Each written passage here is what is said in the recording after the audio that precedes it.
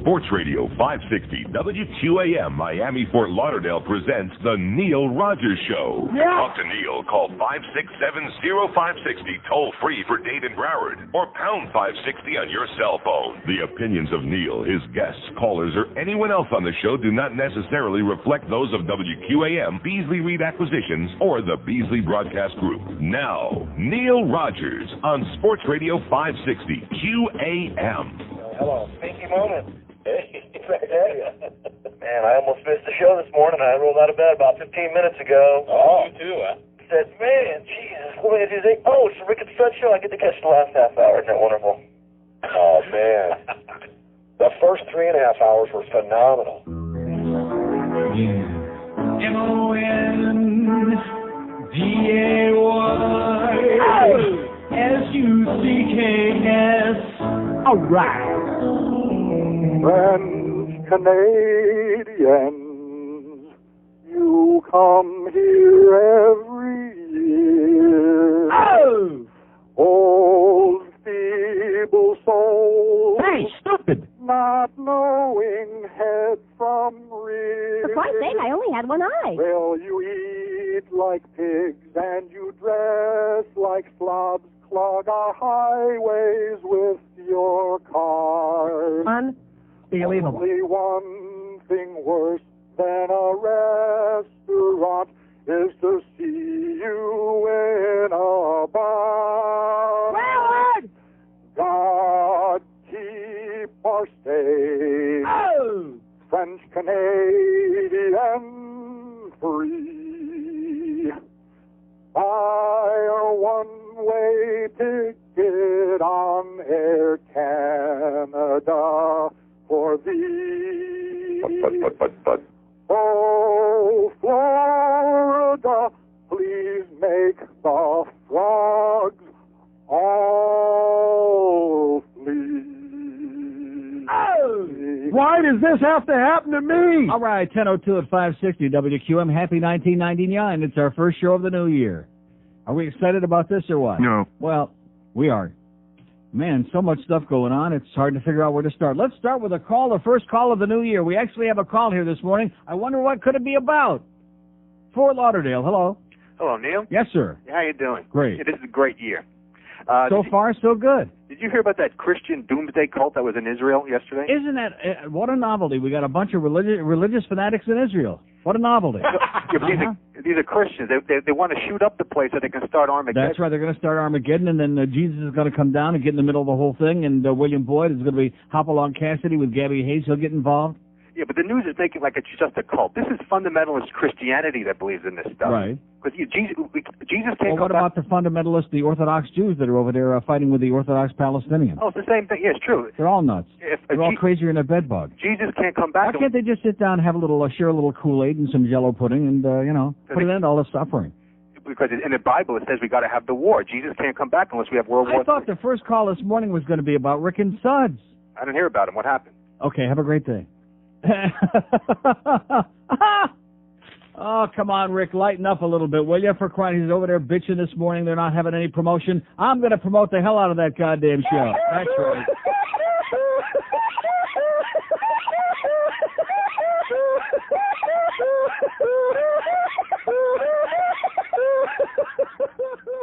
Come on, one more time. There you go.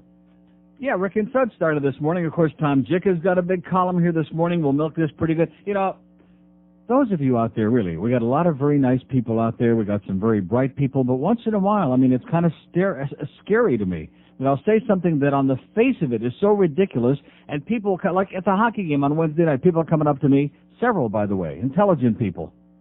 Were you pulling our leg about that Renieri thing? Yes. Yeah. I mean, did they really believe that Mike Renieri is going to be on this radio station in the morning? I see a blimp. And the blimp has a flashing sign on the side. The sign says, "Hi, my name is Neil." Now, wait a minute. Yeah. So is Renieri going to be on here? No. No, he's not. Tom Jicker writes, Renieri's still looking for a radio home. If I got a lot of stuff to say. We want to hear immediately, because I don't want Rick and Suds to feel too bad, especially Suds. Okay? Because after this whole thing evolved, and I told you last week, Jicka finally writes a column, thanks to me, by the way, which the first two words in his column are Neil Rogers. And then, of course, Terry Jackson there in the Herald writes a big song and dance about shows move and Rogers departs as Whammy shifts evenings. Did anybody at Whammy tell us that we were going off? No. No, any of our good, close personal friends who we used to work with over there bother calling and saying, oh, by the way, as of Monday, they're taking the show off? No. Not that I care, because they still got to pay us through the end of May, which is all we care about. In fact, being off of that abortion is like hopping off the Titanic just before it's too late. But it's pretty interesting that they just yanked the thing off of there, and nobody ever bothered to tell us. So this is all over the goddamn place. But I thought that once we heard that story about how they agreed to do the mornings, or they went in and they talked Bolger into doing the mornings on Stupid Talk, that at least they would do it with the assurance that they'd get something, Because that was always remember that? The bellyache and legitimately so. See, if you want to blame somebody for what's happened to your talk radio in this market, don't blame Buddy Bud Paxson. Don't even blame Queer Channel and David Ross and those people and Peter Bolger, the assassin. Don't even blame those people. You know who to blame? Uncle Charlie. No, seriously, I'm serious about it. This is no laughing matter, is it? Jesus, is this a laughing matter? We're talking about the whole audience out there whose lives have been disrupted. All these good, decent people, and Rick, in this business who've, had their jobs and their livelihood screwed up. 3 letters. The FCC, that's Uncle No! No? No. God, are you slow? I know it's only Monday and it's the first day of the new year. Well, I've been drinking a lot. It begins with C. Okay, here, let me give you a hint. Oh, the Cox. I was gonna give you a goddamn hint there, and then you stepped on my damn thing. Suck my dick. You stepped on it. The Cox people, that's right. And I know that Bob and Cheryl, I'm sure they're out there listening this morning, and all the other people, Tipper and Gore and all those other damn people over there at Cox, they're listening. Hey, how you doing, guys? But and it's not, you're not blaming them on that level. Blame that little, you mentioned him the other day, Bob Neal, with that little wimpy handshake, that little piece of turd. And Nick Trigoni and the Cox sisters and all those people up there in Atlanta, they're the ones that pulled the plug on WIOD. That's right. They're the ones that put the whole AM radio into the state that it's in right now. And the reason I say that, because, they went on the morning there. And see, they made a lot of moves back then. First of all, yanking Renieri off of there. And, yeah, Renieri was old and crusty and whatever he was. But it was like an old, comfortable shoe, which is a nice way of saying, even though the show sucked, they were making money on it, and leave it alone. If it's not broke, don't fix it. See, in this business, the number one motto is, we're going to fix it whether it's broken or not, whether you like it or not. And they tried to fix it, and have they ever since then been able to put it back together again? No. It's like a Humpty Dumpty routine. The pieces are scattered, lives are scattered all over the goddamn landscape of this town because of the Cox people. The Cox people were the evil people. Again, we're talking about the people up in Atlanta. They pretended to be our friends, and then little Bob Neal came down here for that goddamn meeting that day. I got better things to do. And here's Buddy Bud Paxson. Meet Buddy Bud Paxson. Oh, my God. That was like introducing us to the goddamn Ayatollah. That's what that was like. Meet the Antichrist. Here you go. We're mortgaging all of your lives to the Antichrist. Good luck to you, and blow it out your ass, and we don't like you anyway. And that's it. That was basically the way they did it, in a very disgusting and nauseating way. And I'm so sick and tired of all these companies. I mean, okay, it's a publicly held company. It's on the stock exchange, which I'm sure Rick tomorrow will be giving those stock numbers. Rick, I hate to break the news to you. I don't want to give you advice because I'm going to promote the hell out of that Rick and Suds show because I'm listening every morning, starting this morning. You got one listener. I mean, am I actually listening to Rick and Suds as opposed to what we got on this station? Yeah. You bet. And as bad as that show is, well, I shouldn't say that. Should I have said that? Well, I mean, today was the first day in the morning. Give them a little bit of time.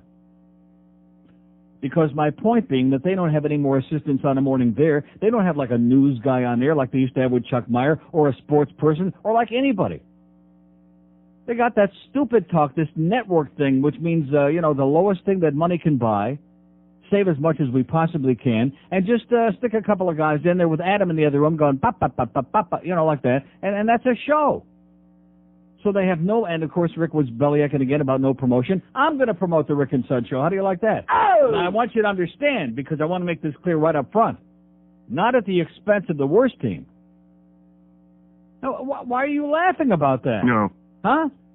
Not at the expense of the worst team. In other words, the people who listen to the worst team, I'm not suggesting you turn it off, but those of you who listen to this show who don't listen to the worst team, here's an alternative. Rick and Suds are on mornings on Stupid Talk on WINZ 940. Started this morning. They're back in the morning because they had to save their job because they were going to blow them out of there. And Rick said, oh, please, can we go back in the morning and maybe the stock market will go up? But as I started to say, Rick, I don't want to give you too much advice. And I know you'll never listen anyway, because that's one thing about Rick Riley. No matter what you would tell him, if you told him it was Tuesday, he'd say, Happy Wednesday, Happy Friday, that kind of thing. But the people who listen to your show don't care about the stock market, okay? They care about maybe the flea market. That's the market they care about. No, seriously, that's the market where you'll see most of the Rick and Suds audience. That's not a put-down, because there's a lot of those people that hang out at the flea market. I want to see all the people on the phone right now who listen to some of the Rick and Suds show this morning, okay? I want to see a show on his phone immediately. 5670560, pound 560 on the mobile one line. See if they got a crowd out there, okay? Because there's got to be some crossover. People just aren't going to give up the old WIOD habit just like in a year or two. It's not going to happen. 10 minutes after 10 at 560, WQAM. What goes on inside that house with his cheerleading wife reading? I don't know if they're reading the newspaper or the scriptures, one or the other. Rick Riley.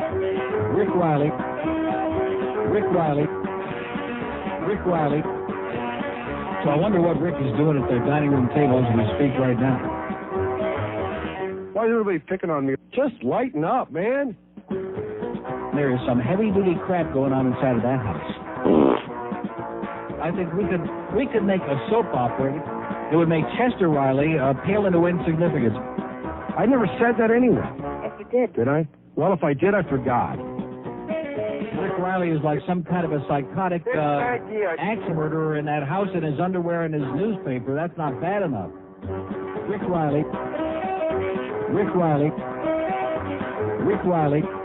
Hell yeah! Rick is discussing that right around the dining room table right now with his lovely cheerleading wife. Why is everybody picking on me? Just lighten up, man. Hell yeah! Yeah, leave it to me, baby. I'm the cheerleader for the remnants of AM radio in this market. I'm like the centerpiece, and that ain't much. I'm like an old, craggy centerpiece for what's left of AM radio, which is not too much. That's right. By the way, before we get into it, we got 1 million calls on there. I want Rick and Suds. I'm sure Suds is listening right now. Rick is too, but he won't admit it. Every line on this board is lit up like a goddamn Hanukkah bush because we got all these crossovers, okay? And now the fact I'm promoting their show, I would fully expect tomorrow morning, all 4 hours, for them to be going on saying, now we don't want to, because they work for a very, very, very tight-fisted and very hard-ass company. But I expect them to be saying, now Dr. Laura will be on at 10, but those of you who don't like Dr. Laura, those of you who wouldn't listen to Dr. Laura, you better turn over to 560 to Uncle Neil at 10 o'clock because he's promoting us. That's called tit for tat is what it is. You can't say tat on that station, but nevertheless, you can say. So at any rate, I'm expecting to hear that tomorrow, aren't I? No. I'll be listening anyway. Here's before we get to your 50 million calls here with the Rick and Suds back on the air, I got an idea. What we'll do is we'll have Phil come on. We'll put him on the Haitian station or something in the afternoon. Huh? So, yeah, a little tic-tac-toe. There you go. And we'll put together the old WIOD. It just won't be on the same radio station. There you go. Hey! And we'll just cross-promote each other. And we'll find a way to weave our way through all of these radio gun of them here, all these lunatics that think they know something. They're putting all this swill on the air. How about those gators? Oh, get out of here already, will you? Jesus Christ, get a life. Here's a memo that says, I am very proud to announce the MVPs for WQAM, plural, for the month of November. Sam Duque again and Chris Reed, the nephew who never thought he'd get this esteemed award. However, Sam and Chris have been hard at work on many projects. Yeah, they've been hard on many projects, all right. Besides the regular promotional duties for WQAM, Chris and Sam have done a stellar job at Dolphins home game events and particularly helping push the Center One campaign along. They are both, here's the best line of the century, they are both tireless workers who have only the good of the radio station at heart. Oh. They're both interested in getting laid. There's nothing wrong with that, but let's be honest about it, okay? That's number 1, number 2, number 3, and maybe number 4 is the good of the radio station, okay? Like I said, maybe number 20 or 30 after the first 19 blowjobs. Sam and Chris will each receive a $200 bonus for their or a WQAM pin. Take the money for their achievement. Please join me in congratulating Sam Duque and Chris Reed, the WQAM Employees of the Month for November. Oh! How come it's for November and this is January already? I don't understand that. Are we like Maybe a little slow? We're a little slow here, in case you haven't noticed that. And by the way, congratulations. Is it Ralph is the board op that did the spot where he talks about lobster thermidor? You haven't heard about this? They were the salespeople were peeing their pants out in the hallway when I went to take a leak. They were peeing their pants. I figured I'd go down the hall and do it. But at any rate, lobster thermidor, as once again the QAM board op strike terror into the hearts of sponsors from coast to coast. Here's Fort Lauderdale. Hello.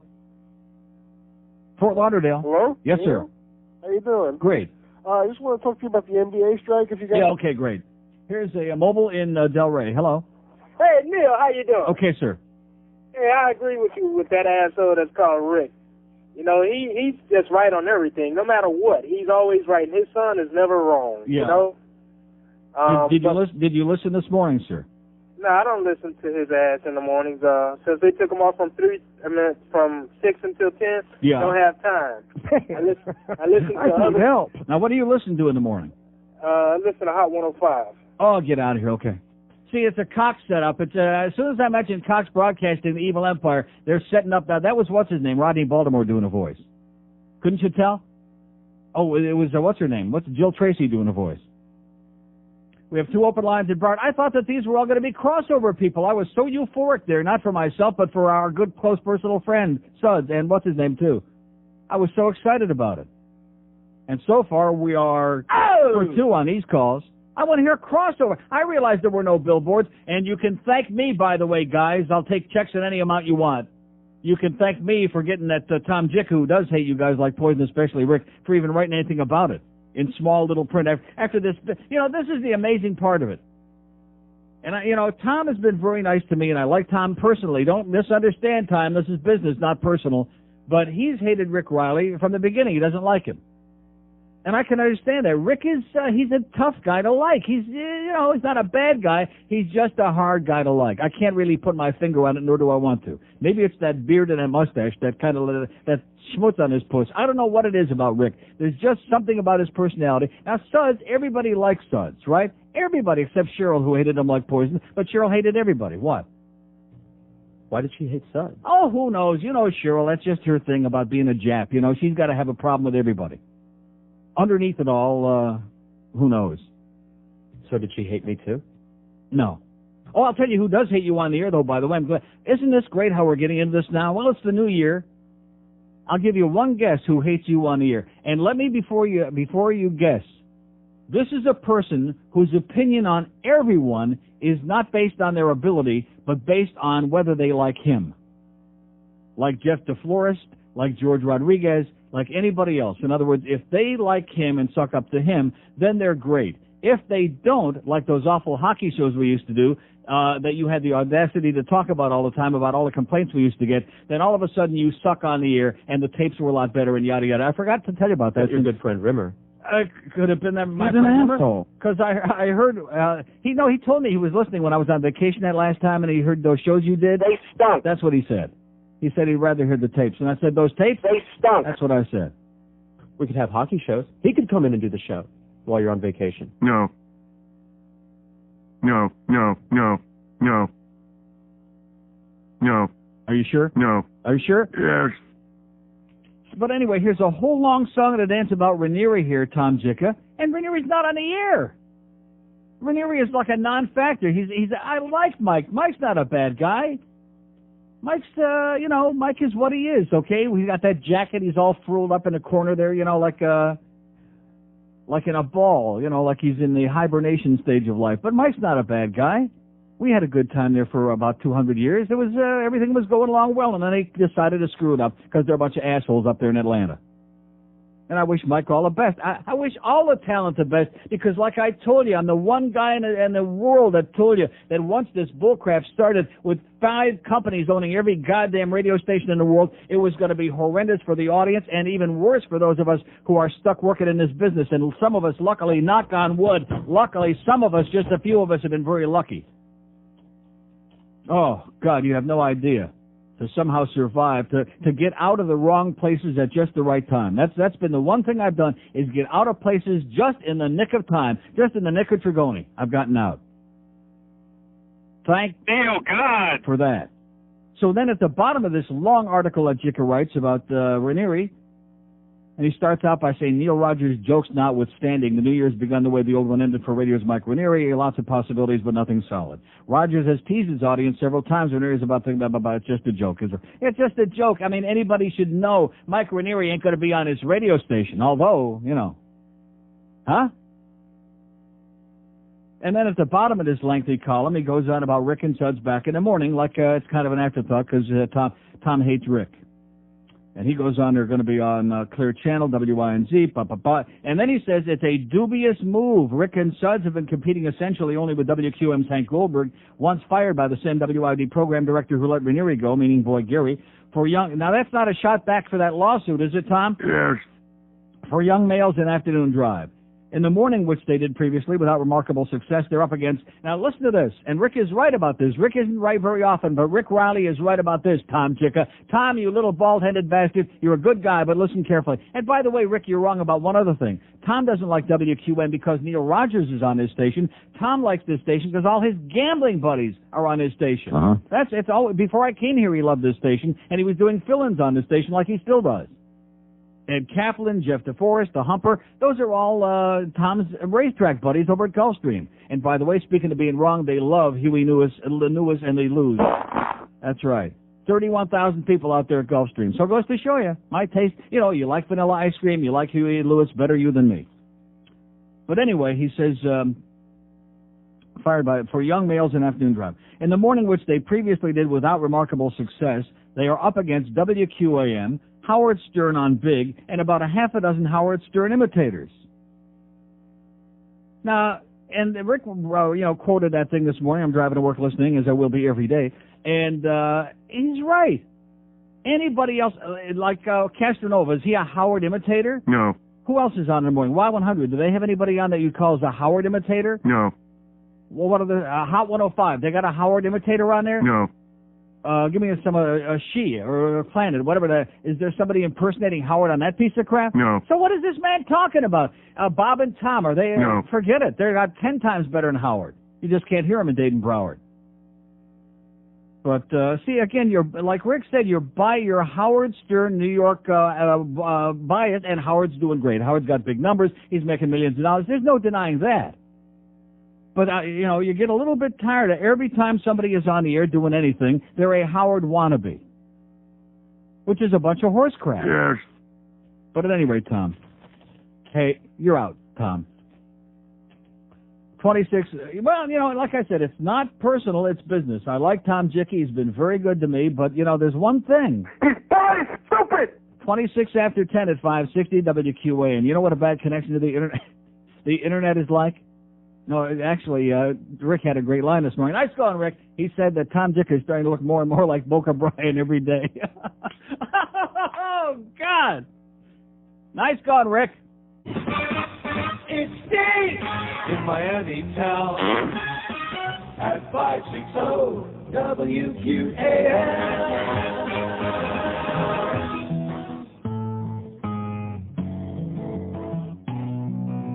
Bill cigars in Monica's vagina. She lets out a giggle when he makes it wiggle. Monica is not the kind you can do in the behind, but a cigar in her vagina she don't mind. All right. Well, he don't know where a stogie goes. I can see how there was some confusion between humidor and humid whore. Damn it. And in Arkansas, the term Cedar Box means saw her naked. Stars report can lead to going blind. Now Clinton, he was working hard, late nights in the ovary office, working on a practical joke. I looked up Heine. He took a Macanudo, put an exploding loading, for Monica was blowing rings of smoke. Bill cigars in Monica's vagina. She lets out a giggle every time he makes it wiggle. Monica is not the kind you can do in the behind, but a cigar in her vagina she don't mind. I like it. I like it. Oh, people feel that Hillary's been made a fool of by her husband. Feel that Hillary was wronged. Up in the Lincoln bedroom, she was moaning, moaning. Al Gore was doing her with Bill's old bong. Bill cigars in Monica's vagina. Yes. She lets out a giggle every friggin' time he makes it wiggle. Monica is not the kind you can do in the behind, but a cigar in her vagina she don't mind. Boy! Oh, candy is dandy. Yeah, Dutch master is faster. Oh, yeah. What you gotta do is take a Tiparillo and put it in a grill. Oh, yeah, yeah, yeah, yeah. Oh, now a cigar and You know, up until this moment, I never really realized how much I hate James Taylor. Oh! Well, you know, when you come right down to it, I always realized how much I hate James Taylor, and program directors who play his music should be shot on sight. 10:33 at 560 WQAM. Here's a fax that says, I'll take your suggestion and start listening to Rick and Suds tomorrow morning. I don't listen to the worst team, but I used to listen to Rick and Suds back on WIOD, and even when they started afternoons again in 1996. However, I stopped. Now, did you read this?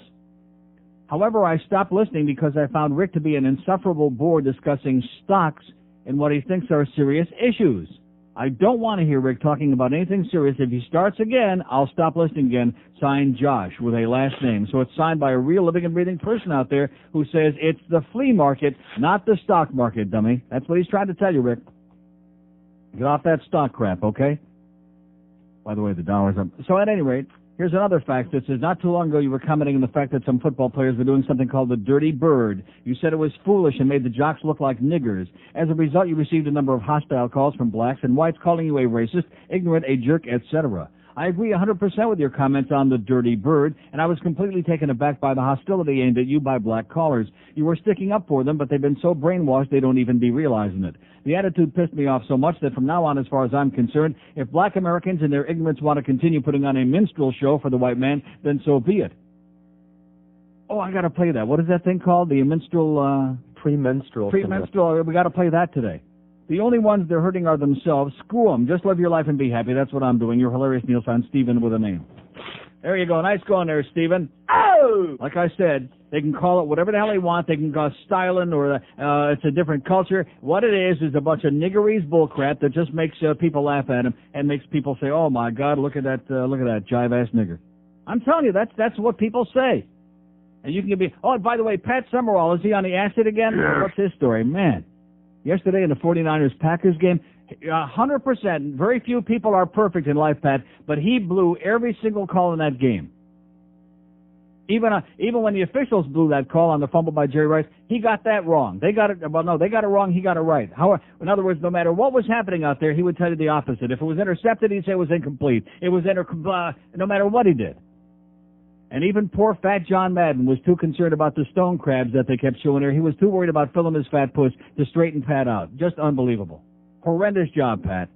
Here's a lady in Kendall who's been on there for about an hour and a half. Hello. Yeah, hi, Neil. Yes, ma'am. I forgot to listen to Rick and Suds. Oh, my God, morning. I still haven't found one person that heard Rick and Spud this morning on the worst day. And I was going to. On Stupid Talk. I totally forgot. I'll listen tomorrow. Okay. And I called to thank you for the tickets. They sounded just like Rick and Suds. Thank you for the and tickets. Adam. Yeah, for what tickets? The football tickets, Dolphin, Buffalo, Saturday. Yeah, by the way, did the Dolphins send the officials a thank you note yet? No. Not yet. Not yet. Wow, what a gift that was. Yeah, those are good seats. You know, you don't use them, I know that. They are good seats? Yeah. Well, that's good to know, just in case I ever change my mind. And the two next, there was nobody there on the two next to them. Do you know who they are? No. Oh, nobody was there on that. Oh, yes, I do know who those were. Those would probably be Norm Kent's tickets, and he just had an operation, so he wouldn't have been. Okay, but anyway, I really wanted to thank you. It was Well, very you're welcome. nice. I'm glad you enjoyed it. And I'll listen to Rick and Suds tomorrow. All right. Okay, bye. Yeah. Oh, I should have asked her, because I hope she's not a first-team listener, because they're going to get really bent out of shape. He's on there promoting another state. No, I'm not promoting anything. All I'm doing is saying that if you don't listen to the worst team, we don't want you listening to strangers. You know, there's nothing worse than that. Huh? We want you listening to people we feel comfortable with, like Dirty Old Socks, Rick and Spud. They're on 940 on the... No, seriously, I want to be at least one person who sends a few listeners their way. I just try to send listeners like when Kane came on, even as unctuous of an excuse for a human being as I find him to be. Didn't I, send some listeners his way to that station, which I can't even... I don't even know the call letters of. Didn't I send some people over there? They're probably all gone now, but nevertheless. So that's what I try to do. There's no paranoia on this show. I'm not one of those people that sits around, oh, gee, they might turn on another station, because everybody turns on other stations unless there's some kind of a moron, like those voicemails we got. Well, I've been listening to WQAM for 120 years, and you got that guy on. Well, guess what? If you don't like that show between 10 and 2, find something else to listen to between 10 and 2. Or better yet, go out and get in a Parcheesi tournament or something. Find a life. These old fuddy-duddy bastards that sit there. We used to get that at IOD all the time, too, because that station had been on the air for like 600 years. Well, I've been listening to this station since before Bob Green was an infant. I'm going to tell you right now. Yeah. Are they listening to it now? No. Is anybody listening to it now? No. Oh. Are they getting ready to take that tower down? Yes. Boy, like I said, I think maybe the Cox people, they must have known about that, you know? They must have had some inside information on that. No, seriously, on the fact that they were going to give them a permit to build condos there and block off the towers, and whoever got sucked into owning that station would wind up with with nothing.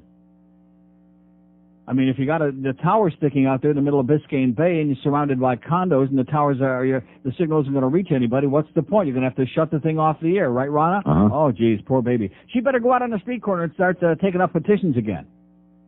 Right after we get done with those petitions for Tim Horton and Doug McClain, then we'll get Ronna out there in the corner taking up more petitions to keep WIOD on here. Anybody interested? No. 21 before 11 at 5. And by the way, were there any Anglos? I hate to use that term. Were there any Anglos at that Bush Fest that they had in Miami over the weekend? No. Did you see that on the news? No. They had 40-some-odd thousand people out there, and I don't think, was there one word of English spoken there? No. No. There was one dark-complected singer. She got up there that they showed her that clip for a few seconds. She was singing in bubonics or something. But was there like one white Anglo-Saxon Protestant or Jewish or a non-Hispanic? No. No.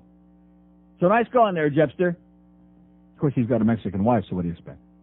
Neil Rogers. I know someone that could use a sandwich or two. Kate Moss, that skinny chick, the skinniest chick I know. Your future's bleak, that heroin chic, you got to lay off the blow. Kate Moss, that skinny chick, we want to know what's the deal. The clothes are drab when you're in rehab. You're worse than Ally McBeal. Yeah, Giant Dip, did what for her birthday? I didn't know it was that It's a short bit. It's real short. It's about like that. Johnny showed it to me. Bought her a diamond necklace. I think they were diamonds anyway. Yeah. And at the party, he pulled them out of his butt and gave them to her. He pulled them out of his rectum. Wow. That's love. Yeah, that really is love. That's tough love. Well, hey, maybe she's into anal love beads. Who knows? 10:43 at 560 WQAM. I've got some big news, boys and girls, bigger than that bald-headed Tom Jicker wrote in the paper, bigger than Terry Jackson wrote about the demise of Whammy and the whole goddamn operation over there. This is unbelievable. Are you listening, Buddy Nevins? No. Right now, are you listening? No. Our Center One total, here it is. We've tabulated, we've checked it twice to make sure who's been naughty and nice, and they said it couldn't be done. We've smashed all the records on this make-believe radio station. Thanks, Sam and Chris, by the way, and don't spend it all in one place for your help. Center One total. Are you ready for this? I think this deserves.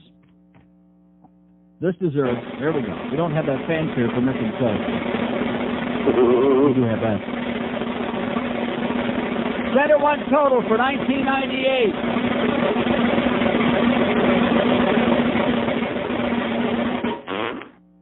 $155,843.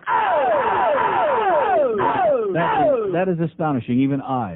Even an old fart like me, is just ready to fall right off the chair from seeing that number. $155,843. And, you know, if we wouldn't have run out of so much of part one, we'd have probably done 175. Easy. Unbelievable. And, you know, the interesting thing, you look on here and look at it again. Look at it again. 2 weeks in a row. Oh, wait, no, that can't be right. Can that possibly be right? I don't understand that. Or maybe that's a cumulative total. Well, whatever the hell it is, Boynton Beach and Boca did fantastic. They did stellar. Coconut Grove did squat. In fact, they went in there and they took all the merchandise out of the Grove store and put it in the other places where we were selling it and took it out to the QAM van so we could raise some money with it because the Grove was doing the big nothing, zippity-doo-dah. Maybe that's one of the reasons we never hear from anybody in the Grove is because they're all too busy either doing each other or shooting each other across the railroad tracks or whatever's going on in the Grove. They sure got nothing to do with this show. But even in spite of that, even overcoming the obstacle of those assholes who live in the Grove, we still did 156,000, give or take a few bucks one way or the other. Nice going, Neil. Thank you. Okay, it's 10:45. We're still looking for our first people or person or anybody that heard Rick and Suds this morning. 2 open lines in Dade, 567-0560 and pound 560 on a mobile one line. They had a couple of calls while I was listening in that 40-minute period. A couple of brief calls there. No kidding, all year long, huh? Yeah, they did. Okay, let's go to Hollywood. Hello. Neil, you got your first one. Here's the Rick and Suds listener this morning. Absolutely. All right. Rick and Suds are the best. If you could only put Phil on... Rick and Suds are the best. Don't say that. That's so gratuitous. You don't really believe Rick and Suds are the best, do you? Well, you're the best. No, I mean, forgetting about me, that's a given. I love Rick and Suds. I've listened to Rick and Suds they're the best. years. I love them. That's right. If you could only put Phil on after you in the afternoon... Then we'd have it lit, God damn it. Right. Damn it, that would be the best. Yeah. Happy New Year, Neil. And thanks a lot. Okay. Okay, Rick and Suds are both squeezing themselves, maybe each other right now, because you just called. That's good. That's a good sign. I want to see everybody do well. I don't want to see the first team out on the street, do I? Yes. No, come on. That Joe Rose, he's not a bad guy. And that Defoe with the cornball lines, those two guys, I wish them nothing but the best. As far as the other one, oh, boy. You know what I'm talking about? I just can't deal with that. I can't. I mean, this is the beginning of our second year. The first year, I never said one word. Did I about that morning? No. About Geldy, did I ever say anything? No. About that torpy-sounding, ass-sucking voice and that, how about those Panthers, by the way? Oh, and speaking of that, got a new topic for you, boys and girls. It's called hockey babies. You think that those people with the fertility drugs are reproducing like rabbits. Nobody's reproducing like the people who sit in front of me at the Panther games. They're spitting out babies like, I don't know where, you know what I think? I think, because I know they heard my show last week when I bitched about the fact that they keep holding little kids up in the air and they're talking to all their friends in the aisle blocking my view and I can't see the goddamn game. I know that because they told me they heard it and they tried to make like a joke out of it. Did it have any impact on them? No. Because not only do they have their 2 little bratty kids, I think what they're doing now is they drive around the neighborhood. Hey, anybody want let us take your kids to the game? Yeah, they're bringing other people's kids to the game. I mean, she can't be spitting them out that fast, can she? No. There were like 4 kids. There's Grandpa and Grandma, Mommy and Daddy, and now there's 4 kids. So keep this in mind. That makes 8. Last time I checked, 8 people in 4 seats. And since that gets kind of cumbersome, now Grandpa, he starts sitting in other people's seats in the row in front of him and then blocking off people's way, and they try to get in. And, of course, this all creates a situation where everybody is standing up in front of me and blocking off the view while the game is going on, keep in mind. See, now, Grandpa, who I understand, because I heard some stories on you people, okay? I know the inside from your little group of people there. I know the story behind the story. Grandpa used to be one of those people back in the first couple of years at the old arena. He used to be very vocal and scream at people who'd get up or do anything while the game was on. He used to be one of those people who would scream, hey, sit down, you asshole, the game is on. But once he got his grandchildren all of a sudden and they started schlepping them along to the game, does Grandpa pay any attention to the game at all? No. Maybe once in a while he'll yell, hey, what do you call that? You know, and that's basically it. Because he's too busy bouncing baby up and down and holding the kids up in the air in front of my puss. So you're out of the closet, okay, Grandpa? And I'm just here to tell you that what I think we're going to have to do is have a goddamn nursery in the arena, in the Mac Arena. It's out of control. Too many people bringing their punky little kids, and which distracts. I mean, at that point, nobody is paying any attention to the game. The only thing they do is when they start slinging the T-shots up in the crowd, the T-shirts, the Jello shots, then they start getting all excited and jumping up and down. But other than that, they're just an impediment to people who really want to enjoy the game, all 200 or 300 of us who don't think Peter Worrell is a great player. Oh, yeah, that's another thing. Every time that big Schwarzer touches the puck, their crowd just, I mean, you would think that they were giving away $1,000 bills are falling from the sky, and it stops like that immediately because, of course, as soon as he touches it, somebody poke takes it and he loses the ball. He's only got it for like 2 seconds. Or else he makes a bad pass, now the other team's going the other way. So it's not an enthusiasm that lasts very long. But this crowd is so obsessed. I'm not sure. Let's take a poll today. That's our poll question. Who do you like better? Which one do you like better? Vanilla ice cream, Peter Worrell, or Huey Lewis in the News? Which of those? No, seriously, that's a good poll question for this show. Which is your favorite among those three, okay? God, are these people something. You can't complain about their taste because basically they haven't got any. But anyway, the baby factory must stop, okay? And we got, let's see, a week from Wednesday, January 13th is the next home game. Guess who's going to be here on the 13th to play the Panthers? The Toronto Maple Leafs. Now, listen, I take my hockey pretty seriously, but when the Maple Leafs are here on Wednesday the 13th, I'm going to tell you right now, if I should be that unfortunate that I have these particular people in front of me for that game, I'm going to tell you right now, you better have those kids on the ground, not like on the floor, or there's going to be some real problems at the not-so-okay ranch. I mean, I'm talking about people that just have no consideration whatsoever. And like I've said before, if they show up like late, they leave early, they're running around for food, they're running back and forth, are they paying the slightest attention to the game? No. Why are they there? Please, somebody, I am begging you, tell me, why are they there? Is anybody capable of doing that? No. Here's a mobile in Coral Springs. Hello. Hey, your show's smoking this morning. Yes, sir, I'm smoking it. Hey, I'm smoking the good stuff. I listened to Rick and Suds this morning. All right. Oh! Suds was great. He even had a real funny joke that I'm going to repeat at the Seminoles party tonight. Yeah. Well, that makes us feel like duty. Yeah. Yeah, he was just terrific. And, you know, the fact that they don't come on up north here till 7:30 in the morning is no problem. Well, what do you mean they don't come on up north till 7:30? They can't pick them up. Oh, that's right. That's right. It's that. I heard them talking about that. It's that awful INZ signal before sunrise and after sundown, which at this time of the year cuts them way down. But it's great. You listen to Bob and Tom from 6 to 7:30. Right. Then Rick and Suds till 10 o'clock, and then Neil till 2 o'clock. Right. And then by that time, it's enough radio. Yeah, already. that time you need to go smoke a good one. Yeah. Absolutely. Okay. Hey. Congratulations on whatever it is, huh? There's a guy that listened to Rick and Suds this morning. Well, I can't help it if you don't like it. We have an open line at Broward, 567-0560 and pound 560 on a mobile one line. It's a great day those of us, the survivors, we're going to survive in spite of the Peter Bolgers of the world, in spite of the Bob Neals of the world, in spite of Buddy Bud Paxson, in spite of all of these people, Rana and the Big Bad Wolf. We're going to survive in spite of all of you people out there. We're still going to fumble our way along and eke out a goddamn living, okay? We're the goddamn radio survivors. There's the radio assassin, and there's the radio survivors. Here's Sunrise. Hello. Hello? Yes, sir. Hello, Neil. How are you? Great. Happy New Year to you. It's good to. I like your show very much, and yes, I think what you said, listening around on the dial, and to be quite frank, there's nothing going on.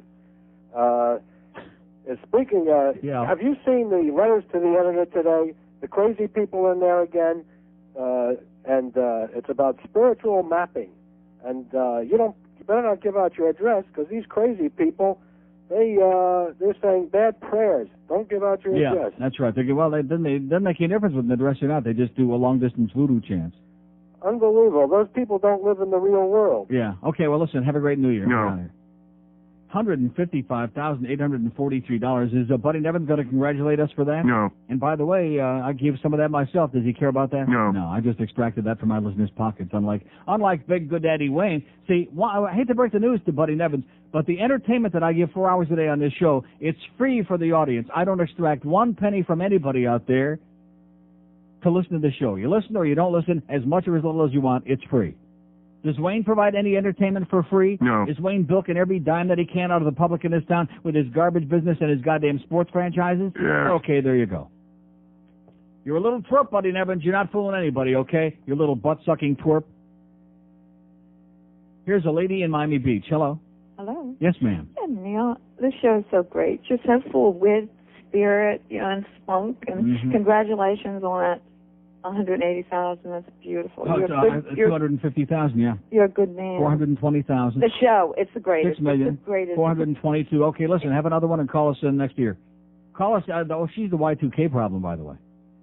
We have an open line and date. She's always incoherent by this time. It's almost 11 o'clock. You know what I'm talking about? 5670560 and pound 560 on the mobile one line. Where we be going next? Don't forget we got the Mad Dog Mandich coming up for a Hank this afternoon, 2 to 6 from Mishula's. And then at 6 o'clock, hey, listen, to show you how sports intensive this goddamn station is, we got the Fiesta Bowl at 8:20 tonight, FSU in Tennessee.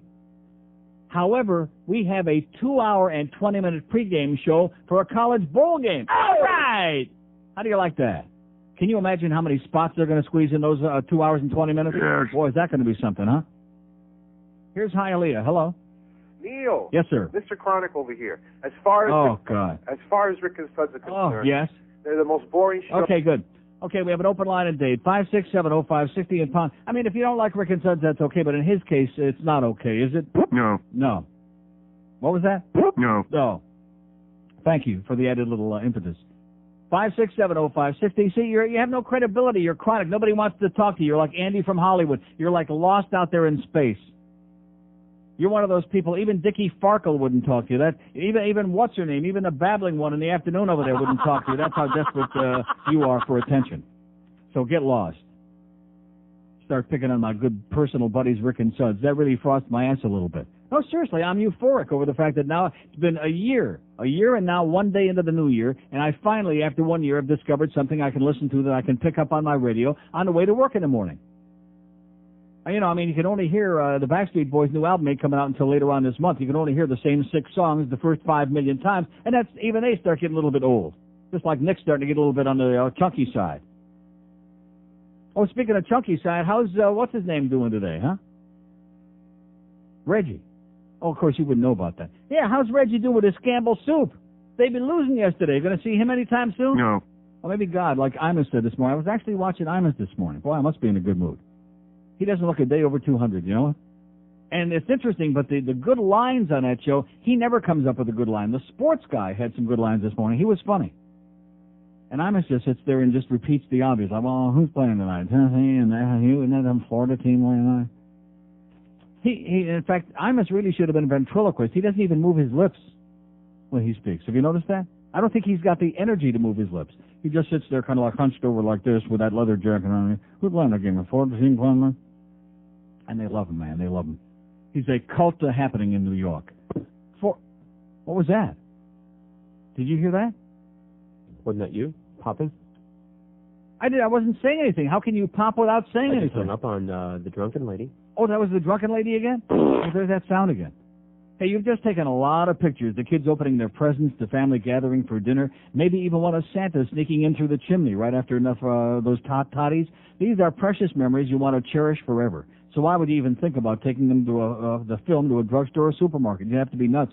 Don't your memories deserve the best film developing in town? Yes. Don't your memories deserve Wolf Camera? Yes. At Wolf Camera, your photography is their only business. Wolf's Photo Lab associates are highly trained to ensure that your pictures are the best they can be. Lots of places use Kodak paper, but at Wolf they use Kodak Royal paper, the best photographic paper that money can buy, and it's not available at most drugstores or supermarkets.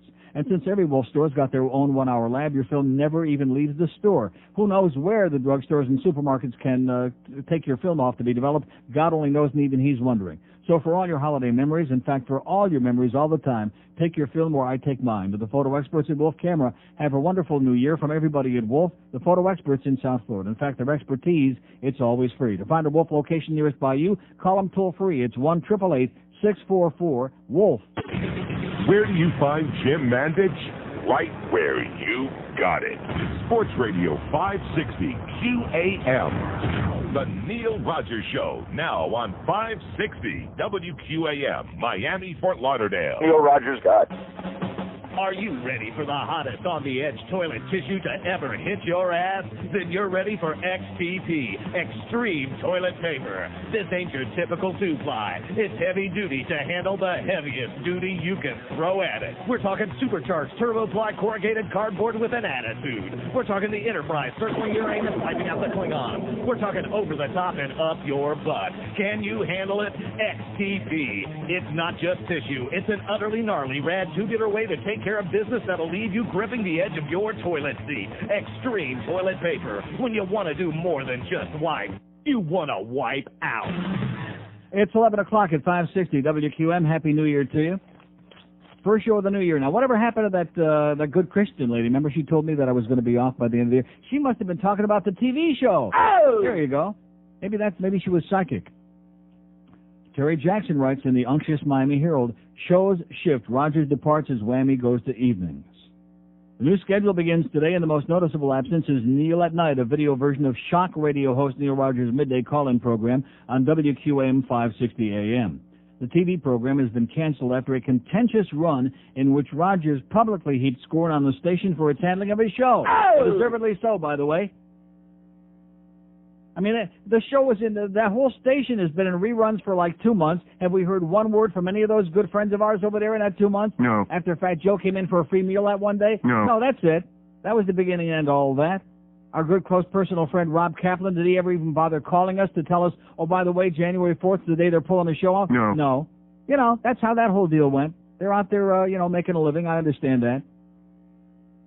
I mean, talk about Bush League. That station fits in this town just like a proctologist's rubbered finger fits in your rectum. Just perfect, man. It's a perfect fit. Whammy. Fits in here. It's ideal for this town. It's as Bush League as it gets. You can't find a better Bush than that, except those 43,000 people downtown who were like yelling, Booch, Booch, all weekend long because they were getting free booze or whatever they're getting over there. Man. I mean, all you needed... Where's the front page? Here it is. Fiesta for Jeb Bush. And you look at that picture on the front page. Is there one person in there who is not a banana boat person? No. No. Every single... Here's a girl taking a picture, photo opportunity. Aracelis Arancibia. Well, what kind of a name is that? Arancibia? Well, George just killed another ant. Oh! All right. So if the exterminator's listening, thanks for the free job, but not so good of a job, haven't I? Well, speaking of exterminators, by the way, how's your good friend? And I emphasize... He fell off the earth. Huh? I think he's back in Costa Rica. Maybe he went back to Costa Rica for some of those young girls. Too much comedy with those young girls, you know what I'm saying, Phil? Maybe he ran off with the lawn guy. Well, I can't get to return my calls either. Who's Scott? Yeah. Scott did a nice job by my place. Planted those pansies or whatever those damn things are. See, Scott takes care of me. You'll come, down the road. Like in about the end of May when it starts getting 90 out there and whatever he plants dies right away. That's when he'll come by and give you an offer you can't refuse. So the Whammy thing is over, thank God, man. Maybe now I can go to Publix without being accosted by all these people out there. Oh, Neil, we watch your show. Yeah, great. I don't do a TV show. I do a radio show. This is where all my money comes from, okay? We don't care about that goddamn stupid TV show. No. On that awful, godforsaken thing. And then the best part of it is they were running reruns for months, and I was talking about stuff that happened ages ago. I mean, talk about even more outdated than those best of tapes we used to play on my vacations here on the radio. And I'm at the hockey game one night, and the usher says to me, "Oh, you're going to be able to leave in time to get back to do the show?" Meaning to get back to, like he thinks I said, no, those are on tape. Oh! They're on tape. You know what I'm talking about, how Joe DiMaggio just did his, in his 56th consecutive game or something like that? Stuff that's a little bit dated? Oh, that's a tape? Oh, I didn't know that. See, they're too busy watching the yarmulke because it's on television. They don't have any idea what I'm talking about, which was the problem right from the beginning. All those great visuals that were put in there, it was a real success. Here's a Sunrise. Hello. Hey, good morning, Neil. Yes, sir. Happy Monday. I just wanted to start off by saying Happy New Year and congratulations on your anniversary from last week. Thank you. And I listened to my friends Rick and Suds there this morning. Start licking. Yeah. You sound bummed out about it, though. You don't sound too excited. Well, as soon as I turned it on, I got, the stock report and everything. And, Oh. I don't know. Somebody please tell Rick they care about the flea market, not the stock market. Yeah, to me, AM radio has just gone to hell. It was great, when Rick and Suds and you and Phil Henry, Phil Henry were on. Yeah, but wait a second. Yeah. Yeah, right. And to top that off, last week I also got to listen to Brooke. Oh. And and I knew there had to be a reason that you sounded so depressed. She is enough to make any self-respecting human being commit Harry Carey immediately. Well, about the only message I have for her is... in fact, every time I see Brooke, I think, holy cow. But anyway. Brooke, keep away from the microphone, you big MF. Right. Thank you. Well said. Thank you, sir. Right, bye. There you go. They hate Brooke Daniels like poison. She's a real jappy, obnoxious New York sounding thing, and she's a broad. Yeah, that's right, Pete. You've got a real eye for talent, Mr. Bolger. You wouldn't spot a talent if they spotted your rectum. Man, she's a broad. Yeah, he ran into her entire kingdom. Want a job? Oh, okay. Well, isn't that what they sell at Tire Kingdom? Retreads? No, that's bad. That was really bad. Is Tire Kingdom a sponsor on this station? Well, if not, then we have an open line at Broward, 567-0560, pound 560 on the AT&T wireless line. In fact, Jicka had a good shot at the Queer Channel people, talking about some of the talent or no talents that they put on the air and back and forth and on and off, like Greg and Mike Church. He's gone. Who else did they can? Mike Church got canned. Oh, and Kevin Courtney got canned. Remember that time they put him on the weekends at WIOD and he started gratuitously ripping me? See, that's one thing that people, when they put him on for the first time in this market, whether they're from in town or out of town, they feel that either they will copy me and suck my ass on the air, or they'll rip me an ass. But somehow, if their act is centered around Neil, that somehow they'll succeed. Does it ever work? No. In other words, have your own act. Like Phil Henry came in, he had his own act. It had nothing to do with me, and miraculously, everybody loved Phil Henry. Here's Miami. Hello. Happy New Year. Happy New Year, sir. Lobster, turd, and more. That's on the menu. Lobster, turd, and more. That's what it says. Brooke Daniels is stealing everybody's drops. Rick was... Yeah, I heard Rick bitching about the fact she stole a fanfare. Next she's going to be stealing other drop-ins of theirs. But you've heard she steals your Cuban no. Cuban? I don't have a Cuban one. I got Larry King. No, that one. She's stealing Larry King. Well, see, the stuff is still on the computer over there, so she's so shameless she's still using our stuff over there. No. That would be like my using Rick and Suds' goofy laugh, Shameless, Brooke, you crazy bitch. No, Rick was complaining big time. I just wanted to wait. Now, you listened this morning? I listened. All right. And, they were a little slow. I think they're slow out of the gate, but I think they'll be fine. Howard's got 20-minute commercial breaks, so right. There's plenty to... Exactly. I mean, even if you only listen during the commercial breaks, that's 18 or 20 minutes they can pick up every half hour. You bet. Okay, and have a great one, whatever you said. Yeah, they're a little slow, and of course, I think they're also in shock over the fact they almost lost their job, and Rick had to go in there and beg to be put on in the morning again, which I know they don't like getting up in the mornings, but, it's a survival thing. You got to survive. You got to eat. You got to feed your family, okay? That's what it's all about, and Renieri is absolutely right. He says a couple of, where the hell is that line in there? A couple of people own all the stations. They can put you out of business anytime they want, is what Renieri says, along with Ooga Booga. That's what he says, and you're right. Right on target, Mikey. When the Cox people dumped on Mike Renieri, that's when they dumped on the whole station, and they wound up dumping on themselves. They took a big dump right in their own pants. The corporate pants took a gigantic crap, is what they did. And at the same time, left a little out there for the whole audience to enjoy, too. You could smell the aroma. All you had to do was roll up your window on that day, and you could smell the aroma, especially the way they did it. Bob Green calls me in there this morning, and on that morning, it was a Friday morning. I'll never forget it as long as I live. Well, we've decided to make a change. We're going to let Mike go, Calls me in, of course, I can't say anything. And I go in there, and I watch the end of the Renieri show, and he gets up and gets his bottle and his thermos and skulks out of there. And just as he's leaving, Bob Green would like to see you, okay? And that's it. They give him the news they're going to pay him off for the next year and a half or whatever. In fact, you remember he had just signed a new deal for another year or something like that. To show you what geniuses they are over there, and they wonder why they couldn't make any money with that station. They just signed him to a new deal like 2 months before. Well, we're going to pay you off, Mike. Go home and go play golf and go fishing and have a good time. And I saw him skulk out of there. I could see him walk down the hallway through the glass windows there. I could see him skulk out of that building with that, look on his puss. Like, what the hell did I just do? Did I do a real bad, smelly one or something? And did they even let him come and say goodbye to the audience? No. After 17 years doing mornings on that radio station, 17 years of Today in History and the Almanac and Ooga Booga and the birthday list, did they let him say goodbye to the audience? No. That's the way this business usually works, okay? You come in, you get up 4 in the morning, you take a hit out of your vodka bottle, and you go in there and try to do the best goddamn job you can. And is there any gratitude at all? No. Don't even let them say goodbye. And, of course, I'm sitting there holding the bag like, what do I do now? Squeezing the old bag.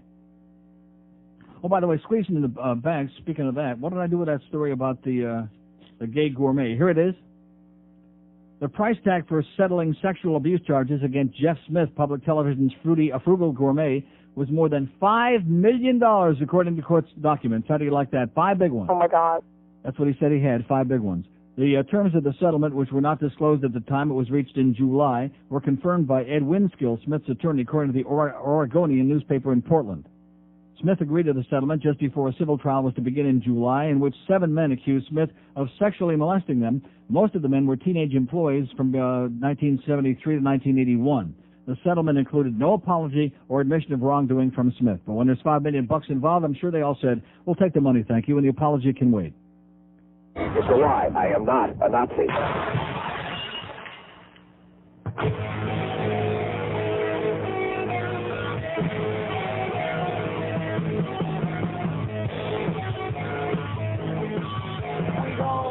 And frozen the towel. We dine on deep fried spotted owl. We love to fling the dirt in the campaign.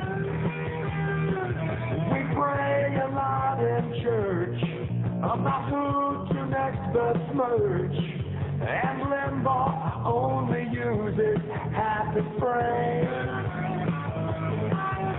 Jesse Helms is on attack. He hates the nice guy 'cause it's black. And Paula Jones is our new poster dame.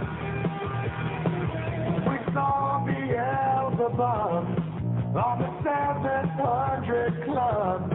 And I think that Pat Buchanan was his name. We lean way right and need a cane. We find abortion clinics and then we block the door. We're mostly white and sperm retaining. Oh! Here's our big mega ditto, 'cause we lean way right. And we all look and dress the same and hate the gays and cheat the same and fear the things that we don't understand. Oh, man. Richard Nixon was like us. Well, his face could stop a bus. So I think we all should give our dick a hand. All right. In 96 we'll be in swing and beat the Dems like Rodney King. We'll dump the red and blue, just keep the white. Let Limbaugh set us straight. Just don't let it near your place. And hope there's no more books for him to write. Oh! We lean way right and need a cane. We find abortion clinics and then we lock the door. Will you fudge backwards? We're mostly white and sperm retaining. Squirt. Here's a big magazine of cause we lean way right. 11:16 at 560 WQAM. So Greg reads this stuff he's heading the door and tells me an astonishing piece of radio news. Clear Channel Broadcasting, the same ones that have screwed up IOD and INZ, you name it. They've owned 600 stations in this market alone and in Palm Beach County. They got an FM up there in Palm Beach County. I don't know which one it is. They are simulcasting Gloves 94 on that station. Oh my God. See what I'm talking about?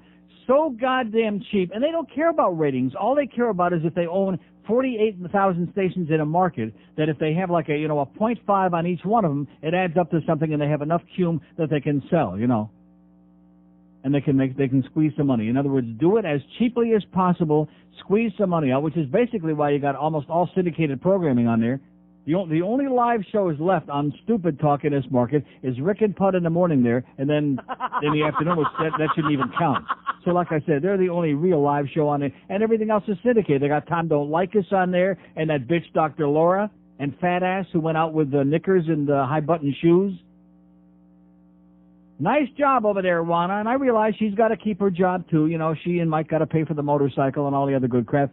But, I mean, Jesus Christ, what kind of a whore industry is this? We were always prostitutes before, but now we're getting right in the same league there as Kevin Brown. We ought to have a goddamn red light flashing out in front there, not just a red light that says, we're on the air. This is a whorehouse business is what it is. Who said that? Wasn't that his name? Nelson said that in the network. He doesn't fancy himself as president of a whorehouse network. Sit down, Nelson. Your outrage will be duly noted at tomorrow's whatever note. Remember that? When they were having lunch there at that fancy schmancy hotel, which I'm sure they couldn't afford the bill, at UBS. What is he talking about? Here's the mobile in Cooper City. Hello. Hey, good morning, Neil. How you doing? Great. Happy New Year. And the same to you, sir. Hey, on your poll question, I'll take Feels Huey just like Lewis. 98. I'll take Huey Lewis on your poll question. Okay. He must have been a big success over there at Gulfstream. 31,000 people. They were packing him this weekend. I couldn't believe when I looked in the paper. Shocked the hell out of me. Yeah, man. Peter Orwell, I'm telling you, the people just don't understand. This guy can't skate. He can't handle the puck. He can't shoot. But other than that, he's great.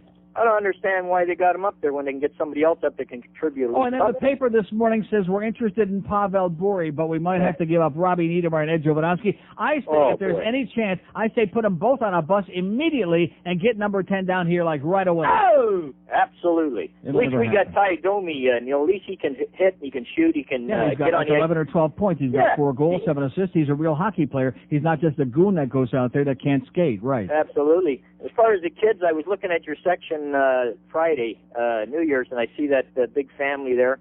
I don't think they should be allowing these kids in the seat with their parents. They got 4 seats, and they have 8 people, 8 human beings sitting in 4 seats. What kind of crap is that? And they're holding the babies up in the air and potchking around with them and in and out to take them to the toilet, whatever they're doing. I'm going to tell you something. These people, this family, mommy and daddy and grandma and grandpa and their 25 little kids that they got, they have destroyed whatever enjoyment I might have of hockey at the Macarena.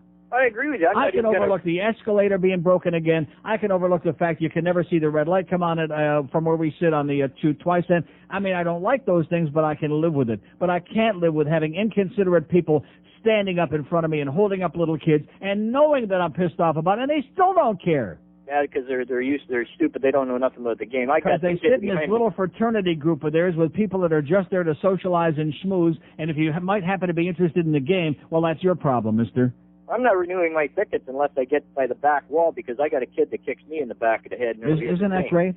I love it. And before the Carolina game, somebody came over to me and was carrying on, psychotically about how horrible, because he lives in Palm Beach County in Boca, I guess, and how impossible it is to get out of there with a parking situation after the game unless you have preferred parking, which thank God I do. He said he has to leave every game early no matter what the score is, not because he wants to leave, but because getting out and getting onto the sawgrass is virtually impossible. Oh, well, we figured it out. We bypass all them idiots that are telling us where to park, and we go all the way over to the right when we come there out Sunrise. Yeah. And then when we come out of there, we're just right close to that express there, and out we go. Good for you. Perfect. Okay. See you on the 13th. Go Leafs. Okay, see you around, eh? I'm in. Spare some change, mister? We have an open line at Broward, 567-0560, pound 560 on the AT&T wireless line. Everything that Mitch Lewis said before he left here the other day was right. By the way, do you think I was a little tough on Mitch? Oh, seriously, he's a good guy. We like Mitch Lewis, don't we? Uh-huh. Yes. But he blew up like a goddamn somebody stuck a bicycle pump in his, and he got on a scale here. He was 272. Now, grant you, he's 6'1" or whatever the hell it is, but 272. And when your face starts getting fat and you've shaved all your hair off to like accentuate the fatness. He used to be very svelte. Yeah, he was never, he, like all of us, he's had his ups and downs, but he was never like a tub. And now he's getting to be a tub, and you worry about guys getting into middle age who start getting to be tubby, especially Jews like Mitch Lewis. Oh, see, already, our numbers are dwindling rapidly because all the Jews are marrying Goyim. We can't afford to have another Jew take another hit. You know what I'm saying? Oh, boy. Oh, we just took another hit? Okay, let's go to Sunrise. Hello. Good morning and Happy New Year, Neil. And back to you, sir. Thank you. I did listen to Rick and Suds. Here's another Rick and Suds listener. They're coming out of the woodwork. Oh! Well, you know what? They're only coming out of Sunrise, though, it seems, in Broward. Well, that's probably the only place they can pick them up in Broward. Well, you know what? They're Well, lousy first thing in the morning. I mean, it's terrible. And then when they switch the power... Oh, you're talking about the power. I thought you meant the show, the way you said that. No. God. No. And you know what? You're right. They are starting out slow. They usually do. Good. They switch time slots. Yeah. And well, don't forget just the culture shock of getting up for the first time in years at 3 o'clock in the morning or whatever that. I mean, that. Believe me, I did that year on Zeta in the morning. I would never do it again under any circumstances. I've done it myself. It's ridiculous. And also, I've noticed the last, I guess, about 4 months. Have you noticed that Suds has started to chime in more? Taking Thank a God. more active Thank part God. in the show. Well, I did hear a few funny lines. Rick had one or two, but most of the stuff that I found amusing was Suds as usual. You know, he doesn't say much, but when he does say something, it's usually somewhat amusing. And he says a lot more lately Good. than he has in the past. Well, he's going to have to because they have no help in there. I mean, I really believe, to show you how naive I am and knowing how cheap Clear Channel is, I really thought that when Rick made that deal to go do mornings again, that he wouldn't go in there naked, you know, just him and Suds and Adam with nothing. Yeah. And then I noticed they got that that traffic service, and the spot break ends, and she comes, super top, super top. She must have tried 6 times to figure out when they were rejoining. I mean, talk about embarrassing. And then she talks about the guy that drove through Wayne Arnold's on the corner of 441. Did you notice that? How come they didn't pick up on that it was Wayne Arnold's? It's the only Royal Castle left in the world. Right, I don't know. They just... Well, we didn't even know Wayne had a drive-through. Neither did he until this morning. Yeah, right. Nice going there, Wayne. I think half of it is Rick sick today. Oh, is that it? He's got a cold. Well, everybody is sick. I still got this thing where I don't have a temperature, but my ears and my head feel like warm. You know what I'm talking about? Yes, I do. They feel hot, but I don't have any temperature, so I'm going to go to the doctor today just for the hell of it, even though I know he's going to tell me, what are you wasting your time here for? But everybody has got it. That's I true. feel like crap. My sister has gone through 4 courses of antibiotics, and she's still got it. Yeah. It's unbelievable. Yeah, I feel like garbage. Nobody my head can is kick it. like a little dizzy and headachy and just, you know, I have that feeling of a little nausea. And this Maybe weather from being change here doesn't again. help either. Yeah, does that's right. it? Okay, pal. All right, take care. Have a great day. You too. Bye-bye. Okay, we got Rick and Suds came back and ignited radio again in this market. Oh! Isn't that what did it? Is that what did it? No. How about that whammy thing, huh? At least Terry Jackson, I'll say this much for you, Terry, over there at the Herald. At least Terry Jackson liked that Neil at night. He knew it had possibilities if they ever put anything into that show. Which did they do? No. 5670560, pound 560 on the AT&T wireless line. Here's Fort Myers. Hello. Neil. Yes, sir. Happy New Year. In the First-time same caller. First call of the year from Fort Myers. Oh! Happy New Year. I'll tell you why I'm calling. I've got a very bad predicament here. I've got some friends from Buffalo that came here to see the football game. Oh! Yeah. And they Tell them, can't, don't blame us. Blame the officials, okay? well, and they can't fly back to Buffalo right now because they're snowed in. So they're still stuck here. Yeah. So Well, what that's I bad was, news for you. What is a Buffalo Bill? well, what I was wondering was, and you're starting to read my mind, could you play that song for them since they're stuck here, the Buffalo Bill guys singing to the Dolphins? Well, Buffalo has a football team, the greatest in the land. And everybody thinks they're great, because they really are. The Buffalo Bills are the number 1. See what I mean? So just sing along. When you say Miami, when you say Buffalo, and hear that Buffalo Bills, Buffalo Bills. Okay. They're the greatest team in the history of the human race. They're the Buffalo Bills. They're the greatest thing since sliced bread and canned beer. Yeah, there you go. And you jazz up that redneck stuff. You listen to that banjo. Holy sweet God, listen to that. When you say Buffalo Bills, it don't sound so rednecky, do it? Everybody sing along now. Are you Bill fans? Here we go. Well, the Buffalo Bills are the best team. They have the best record over the last 5 years. And they went to the Super Bowl 4 times, which is more than I can say for this scum-sucking fish. And they're the greatest. Because I really like their uniforms. They sure as hell beat the heck out of having a fish on the helmet. Because they're the Buffalo Bills. The best football team, what I ever seen in the history of my life. They are the Buffalo Bills.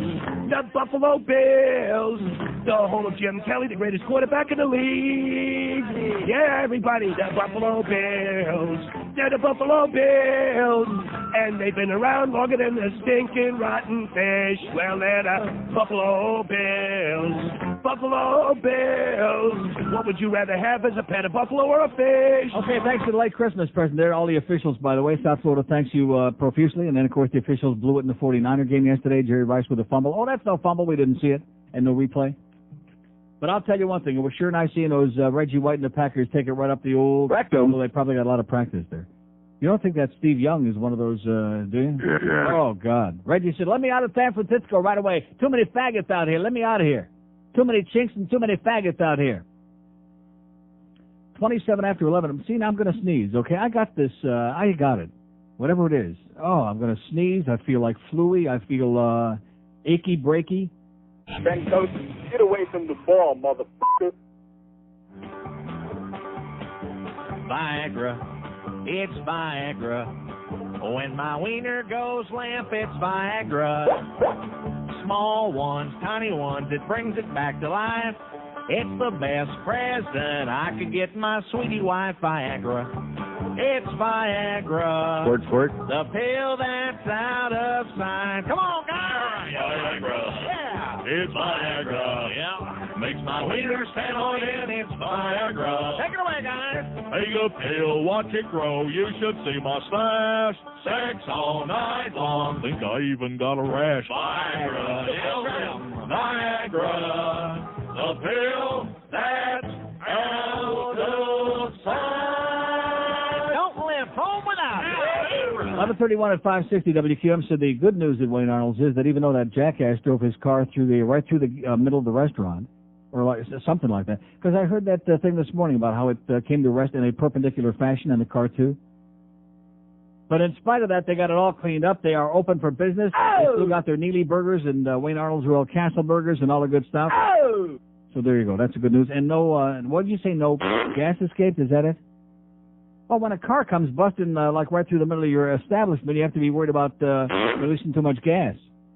So go on down to Wayne Arnold and say, oh, thank God you're still here. Thank God we still got one Royal Castle, one throwback to the old and Goldie days. Here's Miami. Hello.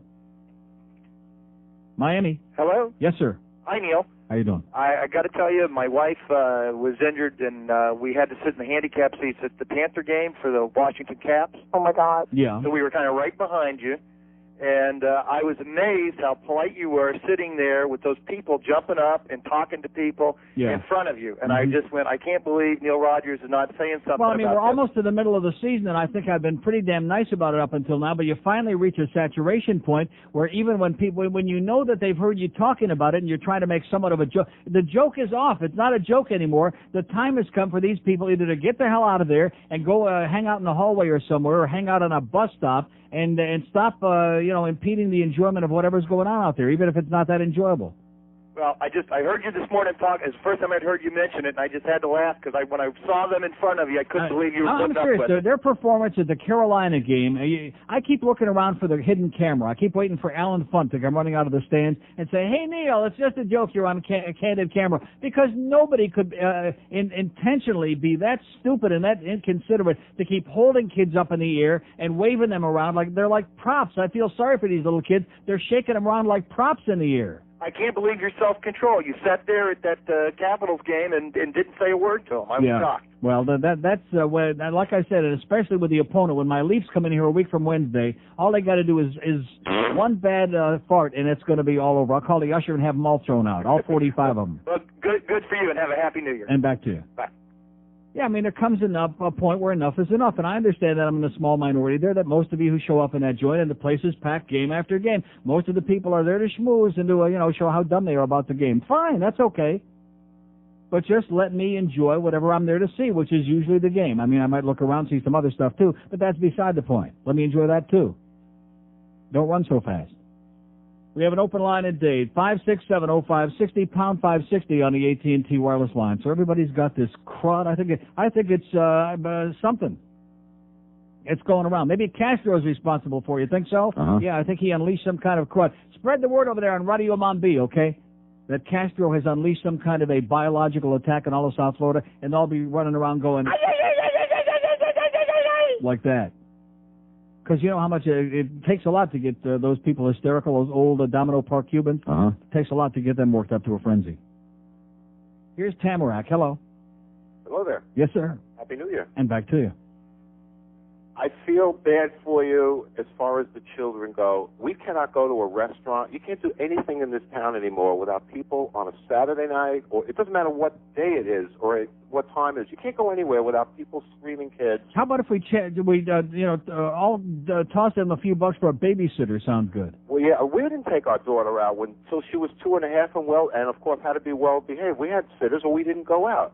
We can go out 10 o'clock at night on Saturday night, and the kids are running through the restaurants. We went to an elegant place on the east side of town for our anniversary. Yeah. There were 2 kids. They were crawling on the table. The place was a very fancy hotel. They said they couldn't turn them away, but they gave them a booth like in the front of this restaurant. And it's our anniversary, and it's just we roll our eyes, and then I hear your story with the Macarena there, right? And it's just horrible. And then I mean, keep in mind that up until last Wednesday, the Carolina game, these people had brought 2 of their kids. Now, I don't know if these are all their kids. I find it hard to believe. I don't know. Now, all of a sudden, the 2 is multiplied. It's become 4 kids. And, of course, these kids, they don't pay for an extra seat, so they're sitting on Mommy's lap, Daddy's lap, Grandma's lap, and Grandpa's lap. So you got 8 people in 4 seats. And even though the kids are relatively well-behaved, you know, when you're there for 3.5 hours, little kids get fidgety. Even adults get fidgety. And, you know, they're squirming around, and they're holding them up in the air. It's like holding up a sign in front of your face that says, we aren't going to let you watch the goddamn game. Unbelievable. And you're paying big money for that. You can't enjoy the event. I'm not. Thank God. I mean, the station gets me my tickets, but somebody's paying big bucks for it. And you know, regardless of who's paying for it, I make the effort to go over there, to drive all the way 2.5 minutes from my house to drive over there because I want to see the game. And we're in our late 40s. Our kid's 20 now. She's kid anymore. We want to live in a place that doesn't allow children. Yeah, I'm all for discrimination. I guess I'm getting old enough that I finally am starting to identify with those people who don't want somebody else's bratty little kids. But you do realize the hypocrisy that goes on. It's just like Grandma and Grandpa that used to scream before people would get up and block their view. But now that it's their grandchildren, they're quelling. See, they're holding them up, and then it's okay. It's like the people in the condos that don't want any kids living in there. But when it comes that time of the year in the summertime every year, and their little bratty grandkids come in there, then it's a real wonderful thing. Oh, yeah. Well, when it's your blood, it's right, okay. That's right. One last thing. You've been playing the Buffalo Bill thing, and you inspired me to re-see the movie Silence of the Lambs, which is one of the I think one of the all-time great movies. It puts the lotion in the basket. I almost fell over. I didn't remember that scene. When you see it again, you will wet your pants. You do need June Allison and the pen. Oh, it makes the bit that much better. Everybody ought to re-see the movie. Great. Have a happy New Year. Back to you. Bye-bye. Okay, there he goes. There's another guy who's sick and tired of you people with your punky little kids. Okay, everybody, to a point, most people are going to reproduce. They're going to have their little kids. You don't take your little kids and use them as props and weapons to piss off other people who are spending their money or somebody else's money to try to get a great meal or watch a ball game of some kind or whatever the hell it is that they're doing. I say there ought to be a goddamn law is what there ought to be. Kids under 5, out. Unless they do this thing with smokers and non-smokers. You got to have a special smoking section. How about a special section for people with bratty little kids? It's like on a plane. You go to Europe, you spend thousands of dollars to buy a business class or first class ticket, and here's some asshole over there sitting across the aisle. It's got a little kid sitting in there in first class. Which you can handle that if you're just flying, up north for a couple hours, but you're on a goddamn 8.5-hour intercontinental flight. And here's somebody over there sitting in, up front, and I don't know how that works either. Do they have to pay full fare for bratty little kids? It depends on what age. Yeah, so how about well, of course, obviously, the younger it is, usually, the more annoying it's going to be, because little babies, I hate to break the news to you, they cry. Oh, my God. I know that's a great revelation to many of you. Little babies cry. And they in their pants. Like that one little kid, I told you the story. I'm trying to think of where we were coming back from. Maybe it was Toronto that one weekend a month or so ago, and we're coming back, and I guess it was coming back from Vegas. And the little kid there, and he wasn't a little tiny kid. He was like 7 or 8 years old. I don't know, old enough to know better. Pudgy little kid. He goes up there to take in the first class dumpster. Okay, that's fine. Everybody's got to sooner or later. But the problem is he doesn't close the door when he comes out. And evidently he didn't, that little button you're supposed to push inside that like, you know what I'm talking about? That just, where is that damn thing? That sucks everything out of there. I mean, like with tremendous suction, thank God. Like an enormous vacuum. I mean, everything just gets sucked out of there. Good. But evidently he didn't press the little button, and he also didn't close the door. And we're sitting there, all of a sudden everybody's starting to get like nauseous, like, oh my God, what is that? And John says, that kid didn't close the door. And John runs up there and slams the door shut, and all of a sudden, oh my God, now we can breathe. What a machaya. See, it's not the kid's fault, it's the parents. Let me say it again. Everybody is a kid at some time, okay? Most people are kids sometime. Not all, just most. But it's the goddamn parents' fault that perpetuate this kind of crap and let their kids just run rampant like they do in the goddamn supermarket or like this guy's talking about in a restaurant. And this is America where everybody breeds. Everybody breeds. I say, let me say it again, 2 words, not just D&H. There's 3 words. We got 2 more words for 1999 before we get to the big Armageddon next year. Forced sterilization. Oh! Then we wouldn't have had this, the people with the octuplets and the 9-tuplets and the 10-tuplets and the 12-tuplets because they're taking too many tablets. It's 11:41 at 560 WQAM. Now, in video stores everywhere, from the people who brought you the Frugal Gourmet Cooks with Wine, it's the Frugal Gourmet Cooks with Boys. Yes, the Frugal Gourmet Cooks Italian. Hey, little man, I've got some lovely sausage for you. The Frugal Gourmet Cooks Chinese. Today I'm going to make some young guy. And of course, the Frugal Gourmet Cooks Greek. Ooh. Yes, it's your warm and fuzzy old friend, the Frugal Gourmet, like you've never seen him before. He may be frugal with his money, but not with his sauce. The Frugal Gourmet Cooks with Boys, only $19.95 at a video store near you. And don't forget, coming next fall, it's the Frugal Gourmet Cooks with Malt Liquor. You know, the saddest part about the whole thing, that was the only show I ever watched on PBS, the Fruity Gourmet. I like that show. Because he he was in Milan, he was in Rome, he was, somewhere in Italy most of the time, and, other places in Europe. But it was a good show. Because one thing I'll tell you about PBS and Kmart that they have in common, they both suck. Make no mistake about that. PBS is television for pseudo-intellectuals where they go on and they beg, especially in this market. This has got to be the worst PBS market in America. Do we have any local programming in this market of any significance on PBS? No. Nothing. Zero. Here's Cutler Ridge. Hello. Hey, Neil. How you doing? Pretty good. Happy New Year. Same to you, sir. The reason you got all those kids and those old folks at those games is because they've outpriced real hockey fans like me, unfortunately. What do you mean old folks? We don't have any old folks. We got... Well, they're pretty much up there in the sections I can afford to sit in. Or something. Old folks? Yeah, they're in their 60s, and they're all looking around amazed like they can't even follow the puck. But that's besides the point. Well, at least they're making an effort if that's the case, because the people who sit around me, they're not even looking out there. They're looking at each other. They're looking at their kids. They're looking at their watch. They're running in and out to buy $25 more worth of food. And of course, all of this while the game is going on. Let me say it again. You ushers up there, which they all know me, and they're all very friendly toward me. But let me say, some of you are doing a piss-poor job of restraining people from going down there once the game starts again. You're supposed to keep those people back up there until a whistle blows. Yeah, there's not many problems up at the Boston Gardens with the kids. Well, not anymore because they ain't playing there, yeah. Yeah, I know. There's problems in the Fleet Center because they're called empty yellow seats. Well, I think lots and lots of problems in the Fleet Center. Yellow seats with no asses in them. I think they're finally revolting for Bobby Orr, but that's besides the point. This Burry trade, I don't see basically 3 players here that I think they will take. They already said the Rangers and the Kings are also in the running, so basically that means we're out. The Rangers will get them, unfortunately. Or the Kings. Before you go up to that big hockey arena in the sky, you should take a run up to Boston and see the Beanpot tournament someday. No, I'll watch it on TV. It's a lot warmer. It's a lot warmer. I got the satellite dish. All the games are on. It's a lot of fun, though, Neil. Okay. It really is. Okay. All right, you have a nice day. I'll see you at Quincy Market. Okay. We have 2 open lines at date, 5670560, pound 560. See, when you've lived in various parts of the country, it's very ingratiating to be able to say, oh, I'll see you on 12th Street in Detroit, not, or whatever, right? I'll see you at the Skipper's Table in Detroit and Livonia.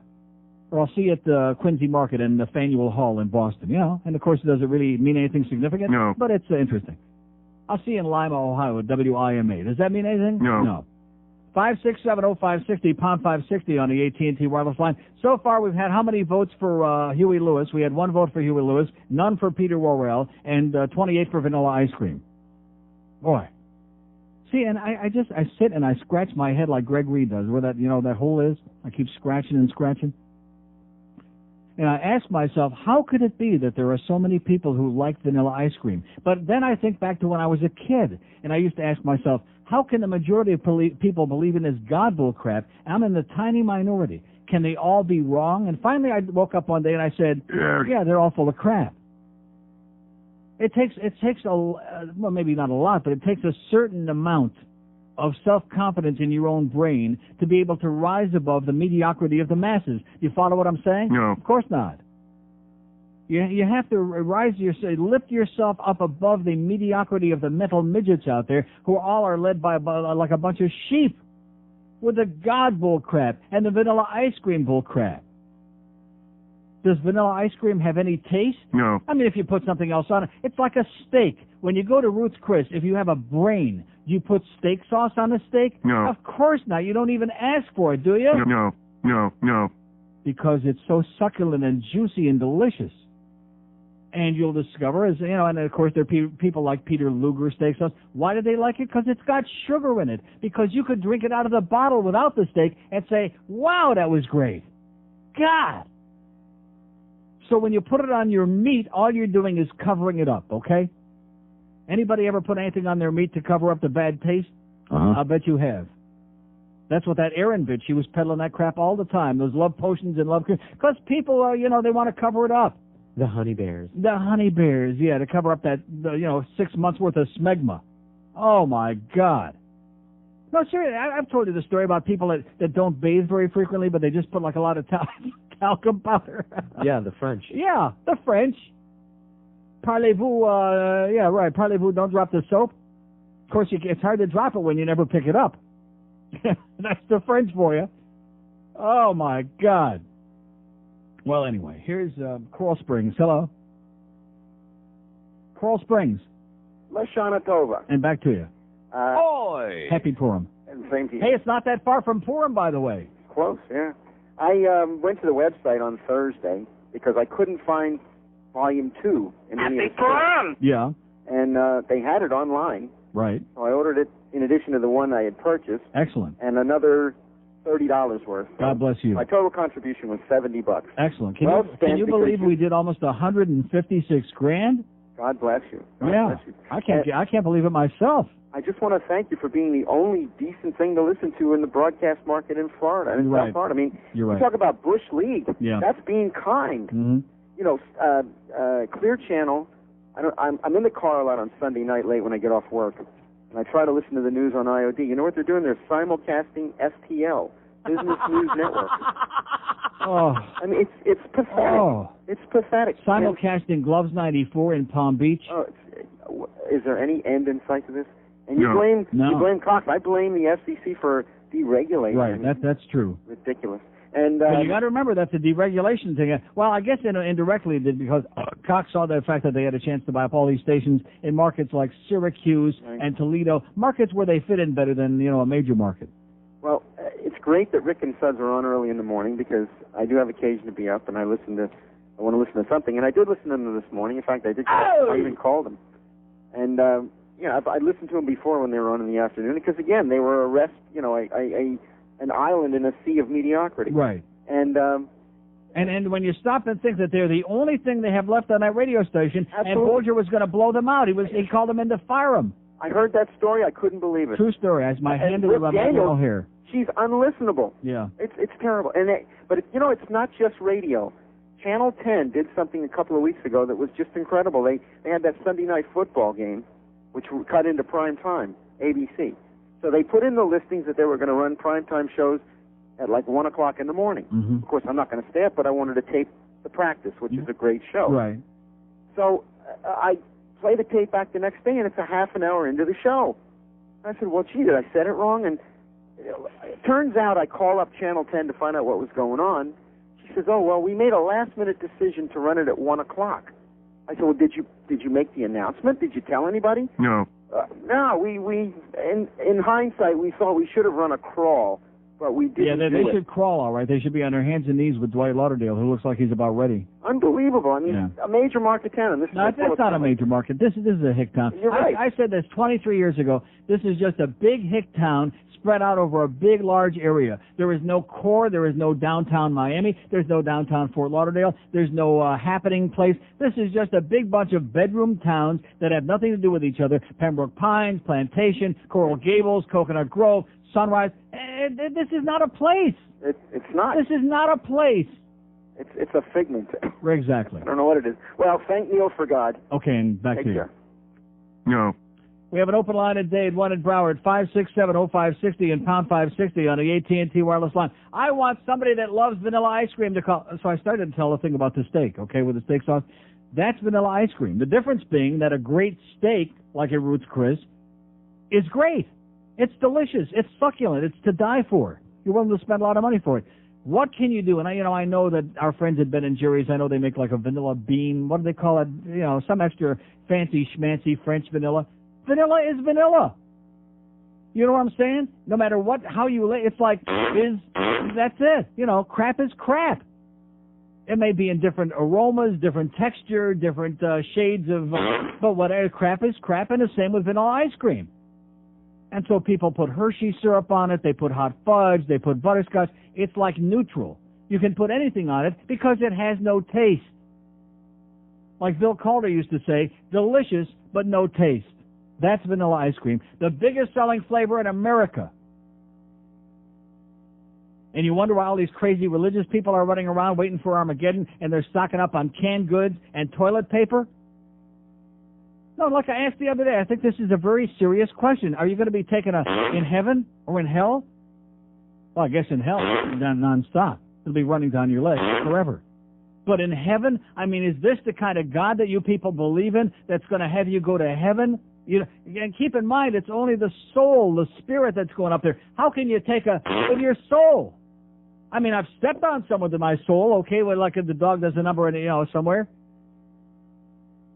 But how the hell can a bodiless soul, a spirit, take a dump? Somebody need all that toilet paper for if Armageddon's coming. Huh? I'm waiting for an answer. What are you going to do that toilet paper with? While it's going on. While the tribulation is going on. Oh, while it's the fan. Okay. We have an open line at Dade 1 in Broward, 567-0560, pound 560 on the AT&T wireless line. God, thank God that I'm about the only person in the world that makes any sense. Thank God for me. Neil, God! You're welcome. You just pound it silly, and then whatever comes out, you eat it. New from the makers of Alestra. It's a fad substitute designed for sex offenders. Introducing Molestra. Molestra works on a molecular level to induce gut-wrenching diarrhea whenever they have the urge to act on their sick fantasies. Hey, mister, would you like to buy a raffle ticket so my scout troop can go camping this summer? Well, don't you look so handsome in your uniform? Why don't you come inside while I get my wallet? Would you like to, see my cat? But, mister, it's... Oh, sorry. I can't help you. I gotta go. Sorry, kitty. Molestra, the latest weapon in the battle against pedophiles and other assorted sexual deviants.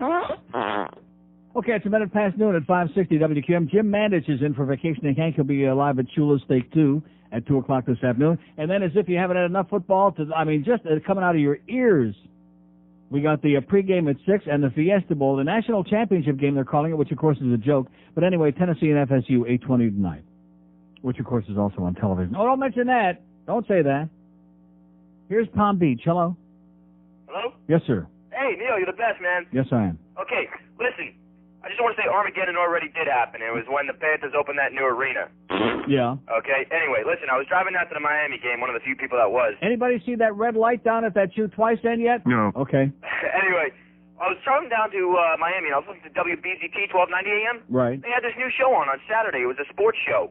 Now, I know I don't like anything else that's on 1290. But listen, man, this show was... It was called Sports Sweep. It was like two guys that just went crazy. I don't know. They just started talking about everything. It was a pretty good show, you know. And I know it's got nothing to do with Clear Channel. That's okay.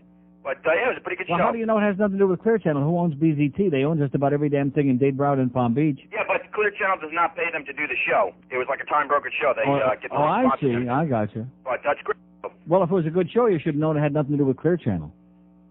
Well, that's true. That's very true. Anyway, Panthers suck. Fans suck. They should move them to Cuba. They have no right having a team down here. Okay. All right. Thanks. Sure. You're the best. Okay. We have an open line at Broward, 5670560, pound 560 on the mobile one line. Yeah, I mean, Tom Zicka doesn't like Rick and Suds, okay? That's okay. He's entitled to that. There are plenty of people that don't like Rick and Suds. There are plenty of people that don't like me, okay? But, I mean, try, you know, to donate all to look at this. Did you see this? Look at the amount, all the way down to here, it's about Renieri, okay?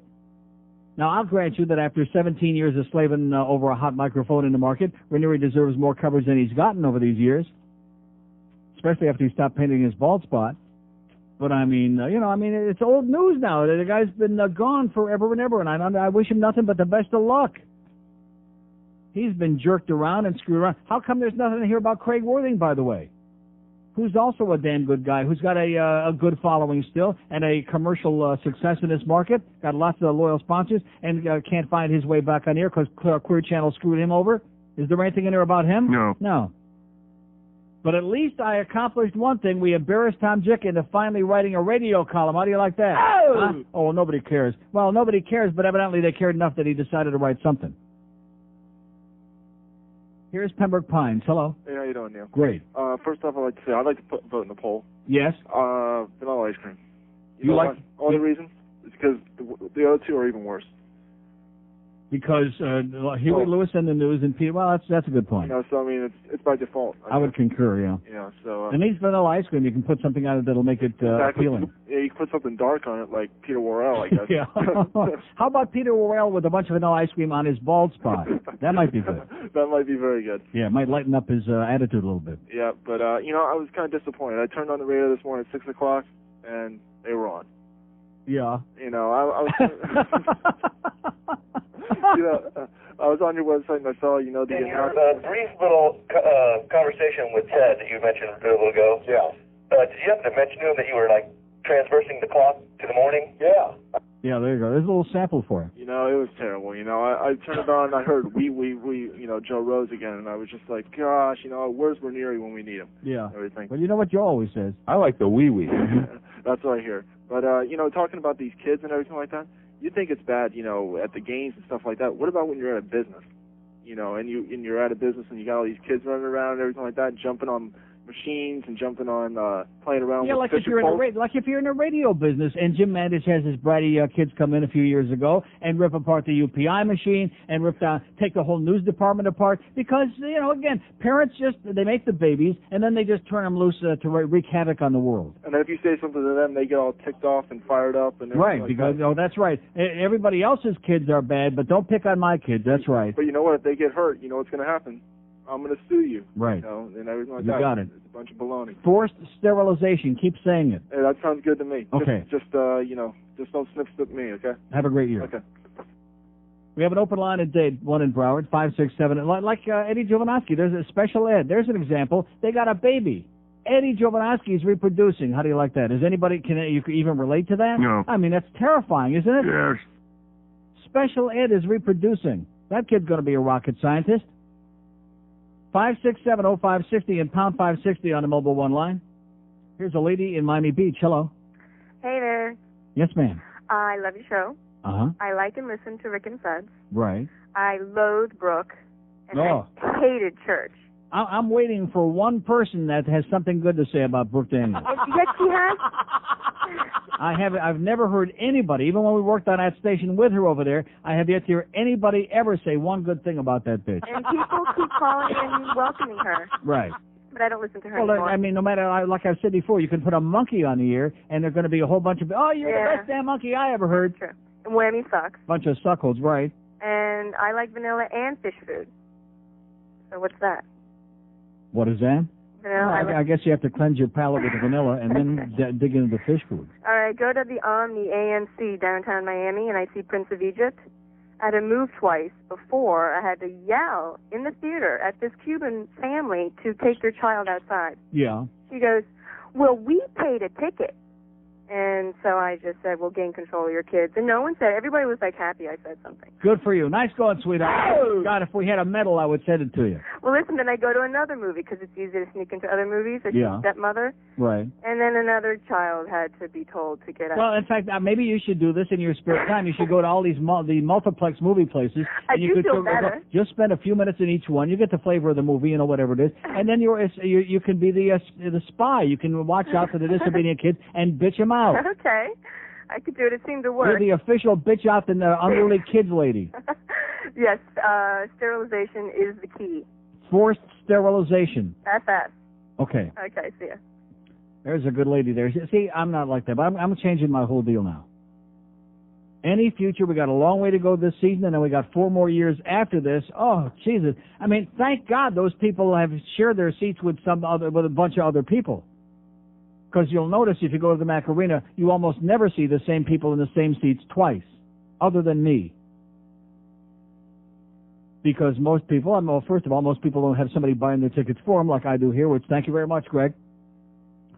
But most people can't afford the financial punishment, and whatever the other reason, they split up the packages. Thank God for that, because if I had, in my mind, if I had to think that every game I go to, this Coxie's army of wild people are going to be sitting in front of me doing their, shaking up the baby routine, I'd lose my mind. 3 hours of nonstop fidgeting and holding up in the air and walking back and forth and blocking people off, and Grandpa ain't watching, and, go home and spend time with your grandchildren, okay? You cheap bastard. Go to the house and do it. Have a party for them every goddamn night there's a hockey game. And guess what? The game is on television, and I guarantee you, you'll pay just as much attention to the game when it's on TV as you do in the arena. None.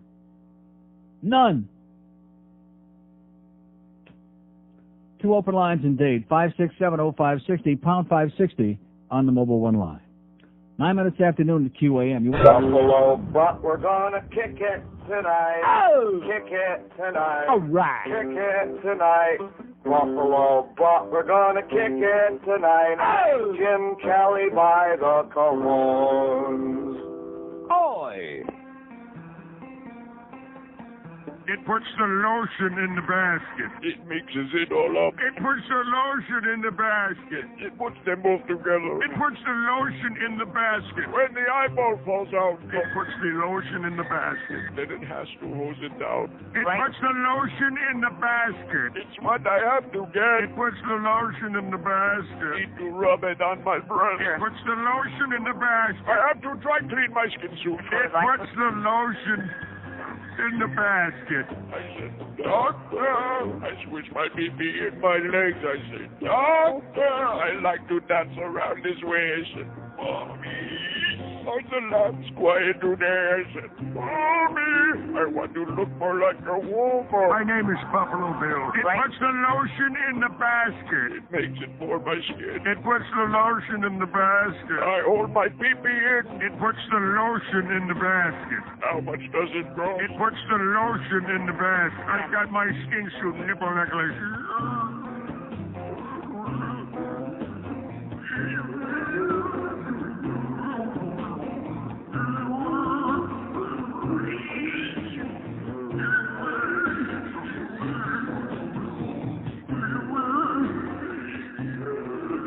Club 13 at 560 WQAM. We have 2 open lines in Dade County for your perusal. Actually, we're moving along, singing a song, kicking some ass today for the first day of the year after 2 long holiday weekends. Not bad, huh? Oh! Thanks to Rick and Suds, by the way, for livening it up by coming back on the air today. And thank God that they held on to a job. Everybody's hanging on by their fingernails and their testicles because we got the queer channels and the other grave robbers of the world out there destroying the businesses we used to know it. Nice going there, FCC, again. Bunch of morons. They're worried about us saying crap on the air, but in the meantime, they're turning the entire goddamn industry into it. All you got to do is turn on your radio, and 29 hours a day, it's crap in most spots. Here's Fort Lauderdale. Hello. Good morning, Neil. Yes, sir. Vanilla ice cream eater occasionally. Oh. But, you got to put stuff on it. Let me ask you this. Would you ever consider eating vanilla ice cream plain? Oh, yeah, I do it. I know, I eat any kind of ice cream. I like it all. I prefer it with something else or not vanilla. Eat it all? I'll eat vanilla right up. With nothing on it? Sure. Naked? Yeah. Naked vanilla? It's ice cream, man. It's good and cold. I'll eat it. Okay. At any rate, not only do I listen and call to Rick and Suds, but this morning you played my call. Really? At the beginning of your show. Wait a minute. One moment, please. Hang on a second. I don't know where the I read it before. I ain't got to hear it again. Huh? No, I want this is Pinky moment. Hey. Is that you? Yeah. Man, I almost missed the show this morning. I rolled out of bed about 15 minutes ago. How do you like that? You're on the air on this show and on tape on their show at the same time. Can't beat it. I think you're in the Guinness Book of Records, man. Yeah, well, at any rate. Hey, listen, at least there's somebody familiar with. There are a couple of familiar voices, and if Rick will just stop talking about the stock market, which is up 131 points, but if he'll just stop doing that, we got no problem there. But it's usually as soon as somebody will start talking about something else, he'll change the subject. If he's got no one to call, maybe that's what he's into. The stock market? I guess that's what he's into. Based on what? It's boring. I mean, there's a lot of money to be made and lost there, but who the hell wants to talk about it? I mean, when no one's calling you, you start to talk about whatever you're into, whether it be hockey or your satellite dish, and we listen to it and get on with the show, wait for somebody else to call and talk about something else. Well, what's more interesting, hockey on the satellite or the stock market? I mean, it's not, or vanilla ice cream. Vanilla ice cream, definitely. Yeah, you're right. That's on the top of the list. Take the laid back seat. Mm-hmm. Okay, pal. Okay, pal. Have a great New Year. You too. Bye-bye. So what did he say? We have an open line at Dade, one in Broward, 5670560, pound 560 on the mobile one line.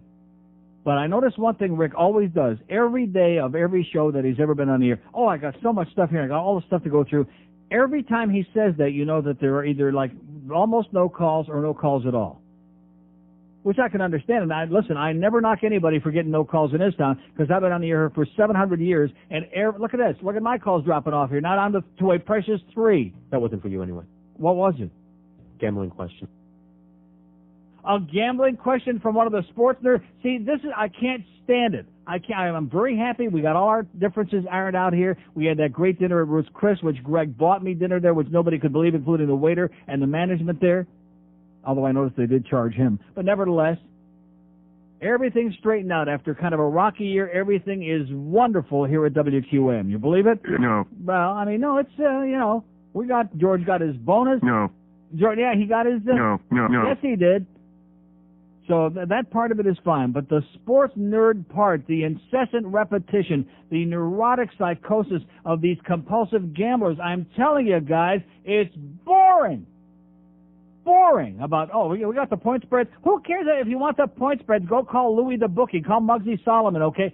Stop just destroying us on the radio with a bunch of boring, compulsive crap. You think they can cover? You think 3.5 is and then can somebody explain to me? And I sucked myself into this. I feel like Ron Jeremy. I sucked myself into this deal where I'm going to wind up talking about it. I hear like Ed Kaplan, who is, of all the guys, great guy, by the way, but I mean needs GA desperately, a compulsive, if 2 leaves are falling from the tree, he'll bet you which one will hit the ground first. I mean, I guarantee you. And he'll also do the overs and unders. But what is this? Well, I teased with a Jets game. Well, what does that mean? What does that mean? All these people who are calling their bookie and making these illegal bets, what does that mean? I teased with this game, and then I covered with it, and what were they? They're talking a foreign language. I know that foreign language radio is very big on AM in this market, but do we need another foreign language that most of us don't understand? No. I don't think so, man. I mean, there's not room for one more foreign language. Yeah, man. Here's Coral Gables. Hello. Yeah, Neil? Yes, sir. I was wondering, I don't buy into this religion crap, and I was just wondering, I want to do a little research, and I was wondering if you can point me in the direction of a good book doubting religion. Yeah, the Bible. Read it, and you won't believe a word of it. Okay, we have 3 open lines in Dade, 5670560 and pound 560 on the mobile one line. Here's Boca. Hello. Neil. Yes, how are you sir. doing this morning? Great. This afternoon. Actually, I didn't answer your question about the teas, but I wanted to talk to you about something else. Yeah. These herbal teas? No, the teas, I'm sorry. Yeah, I know what you're talking about. I think it refers to when you bet an over and the point spread that you get a little leeway. You can add the points to either one, whether you want the over to be lower or higher. Something. I'm getting a headache just hearing you describe it. I mean, It's so pathetic. They're people that have such serious gambling problems, and they're in denial. They don't want to fess up to it. Well, you should be one to talk with your carbohydrate addiction. What does that have to do with gambling problems? Well, everyone has their hang-ups, whether it's gambling, with drugs, alcohol. Okay, but you're missing the point. Okay, I grant you I'm addicted to refined carbohydrates. But do I sit here, I'll mention it every now and then, especially when I'm talking about Ben & Jerry's and going out and eating 3 pints of fish food. But do I sit here and talk about it day after day? Do I say, oh, well, I had 122 carbohydrates, and the over was 150, and the under was 87? It's terminal. This is true, but I wanted to talk to you about Arbitron. Yeah. I think that first of all, I think that you are by far the best talk show in this town. And that your rating, I'm amazed it's as high as it is. I think it should be much higher, but because of the system, Arbitron, who it is. Well, my girlfriend got a thing in the mail from Arbitron, and I see the return address, Columbia, Maryland. Mm-hmm. I don't know if you know anything about Columbia, Maryland. Well, it's Beltsville, Maryland, but I don't know what the official mailing address is. Well, regardless, Columbia, Maryland is a planned city. Yeah. In between D.C. and Baltimore. Mm-hmm. It's where Fort Meade is located. Yeah. Which is the intelligence center in the United States. So anyone who speaks the truth like you, who's, not the most government-friendly person, I could see them having an interest in sabotaging. But Arbitron is a private company. It's got nothing to do with the government. But, there's always backdoor meetings. The problem that I got, and believe me, the ratings are always very, very good, especially relatively speaking, but there's a closet audience out there, and right now, as you and I are speaking, there are thousands and thousands of people who, if they get the Arbitron diaries, they'll never put it down because they either hate me like poison or they're embarrassed that they listen. Or there's a gigantic closet audience out there, and you'll never get credit for those. True, very true. So I say screw them. Have a great day, pal. I'll see you in Beltsville. All right. We have an open line at Day 2 in Broward, 5670560. So what is it? So far, Peter Worrell, does he have one vote yet here today? No. He just goes out there and touches the puck. He's on one of his rare shifts before he gets into a meaningless brawl and another stupid penalty, like in the Penguin game the other day. And they make him a pass. Here he goes about 5 feet at center ice, and the crowd is hysterical. They're on the verge of a congregational orgasm there. Like, oh my God. And then all of a sudden, like somebody just cut it with a knife. Because guess what? He don't have the puck anymore. You talk about an inexplicable phenomenon. That's got to be it. They're obsessed. It's like a religion with them. They're probably going home and doing their Peter Worrell blow-up dolls at home. Here's a mobile in Pirine. Hello. Hello. Yes, Neil. sir. Yes, I am. First-time caller here. Great. Used to hate you like poison, man. Yeah.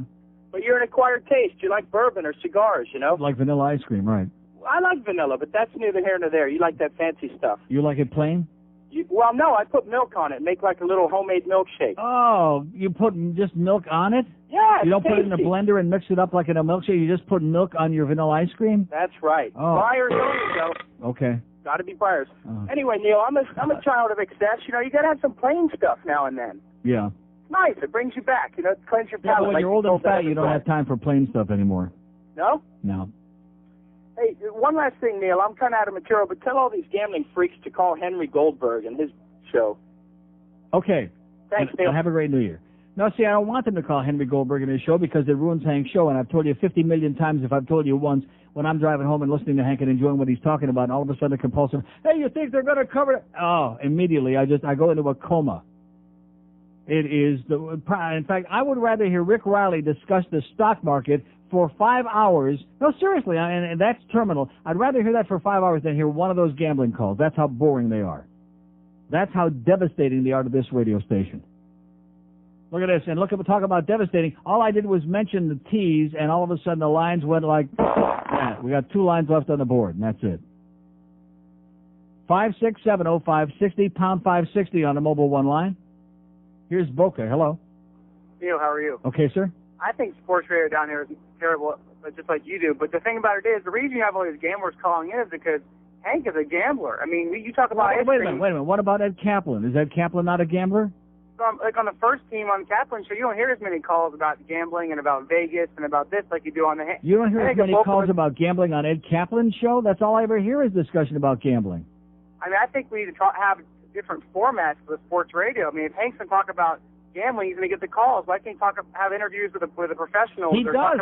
Hank does great interviews. He has all the big names on there. When he does those interviews, it's very interesting. I love hearing that. But when the callers call in, like I've said before, the callers are the death knell of sports radio in this market. They're a tremendous impediment.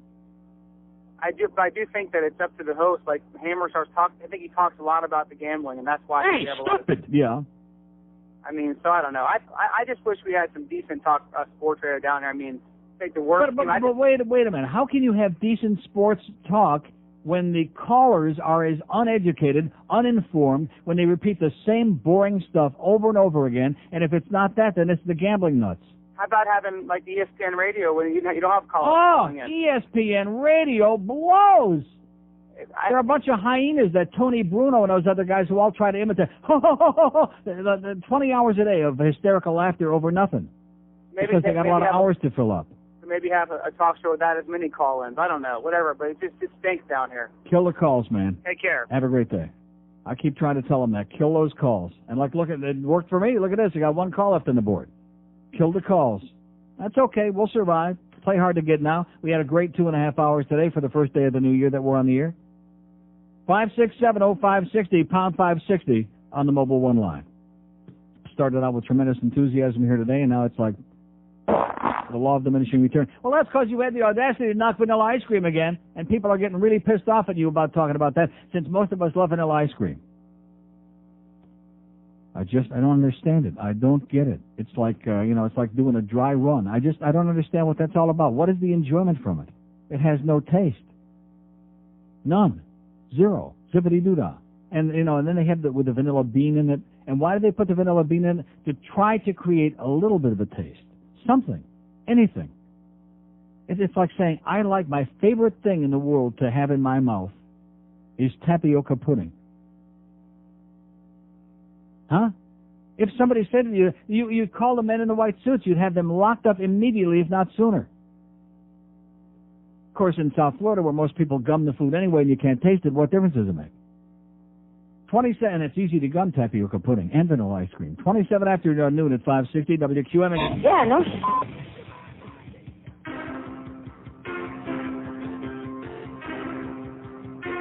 Oh, man, I'm in trouble now. Bad job. Now look what you done. Oh, bachelor with the stained dress, stained dress, stained dress. Bachelor with the stained dress on. Squirt, squirt. Oh, bachelor with the stained dress, stained dress, stained dress. Bachelor with the stained dress on. Yeah, get fine, get squirt, squirt, come. She's saving the dress like a low-life scum. Smells like doo-doo, wears a beret for a hat, wears a size 14 shoe, 'cause she's so goddamn fat. Not that she's that pretty, she's not that bright, but she can hum on my thing just the way I like. Bachelor with the stained dress, stained dress, stained dress, bachelor with the stained dress on. Oh, bachelor with the stained dress, that fat little jazz, just because I let her knock it to me. Bachelor with the stained dress, stained dress, stained dress, bachelor with the stained dress on. Bitch, bachelor with the stained dress, stained dress, stained dress. Okay, that's our full question for the second 2 hours today. Who's better looking, Tom Jicha or Boca Brian?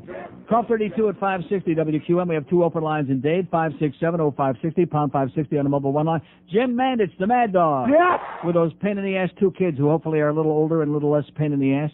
He'll be along for Hank from Shula Steak 2 at 2 o'clock. And then we got all your Fiesta Bowl business, baby, as it just keeps on coming, man. I don't understand it. I guess because America has got to have a football game on Monday night, even though the NFL regular season is over with. So now even though it's the 4th of January, let's have the 400th bowl game. Oh! There you go. Here's a Mobile in the Gables. Hello. Hey, how you doing, Neil? Pretty good. I was listening to you talk about, or your callers talking about the talking shows, the sports shows down here. Yeah. And you said that they're awful. And I agree with you. But aren't they awful everywhere? I mean, what's a good market for sports talk show? All these people just call, nitpick. They have no lives. They just call to talk about sports. Yeah, that's a good point. I'll be honest with you. I've never heard WFAN in New York other than Imus, who doesn't talk about sports. So I don't know. Maybe it's this way everywhere. I mean, I went to New York. York. When you come right down to it, what is there to say? And these people that keep talking about football and want to get technical, and did the right tackle sprain his fingernail, and did the left guard use his right guard that morning? I mean, Jesus, there's nothing in the world. I'd rather eat vanilla ice cream than listen to that. It's terminal. I mean, I just listen for the first 5 minutes, listen to all the information Hank has to say, right. The fact, then I just turn it off because these people just piss you off. Yeah, the callers are the worst. Yeah, the Dolphins win, and they have something to bitch about. Why does Jimmy Johnson not wear a red sweater, a brown sweater? Right. They're a bunch of morons, and you know what? You're the best. You're right. Bye-bye. God bless you, sir. Okay. We have an open line in Broward 2 and Dade. Things are starting to really slow down. You can hear the grease on the wheels just sliding right off their rectum out there, can't you? They're greasing it. 5670560 and pound 560 on the mobile one line. Market's up about 115. It was up 161. So don't get too hysterical off the beginning of the year. Rick will tell you all the market story tomorrow. Well, let's see. Fair value was minus 550. And, oh, geez. See, this is what happens when a guy gets paid some serious money for the first time in his life for a couple of years. And all of a sudden he discovers that he's an investor. And now he's a stock market analyst, okay? I'm not sure which is more boring, the computer talk or the stock market talk. If we could just wean him away from that, maybe collectively we can save the Rick and Suds show. Seriously, that's my New Year's resolution. That's my one goal, even from a selfish standpoint, so that I got something to listen to on the way to the work in the morning besides Geldy and, that whining, scratching the fingernails on the blackboard crap. Here's a mobile in North Miami. Hello. How you doing, Neil? Happy New Year. Back to you, sir. You mentioned about the game between San Francisco game yesterday about the guy calling the game. Every time what was his name? Pat what? When Pat Summerall was calling the game. Right. Every time when Steve Young would go out and make a pass, he'd say, and Fob going back, and then it was like he never called Steve Young. It was like Fob against Fob. Yeah.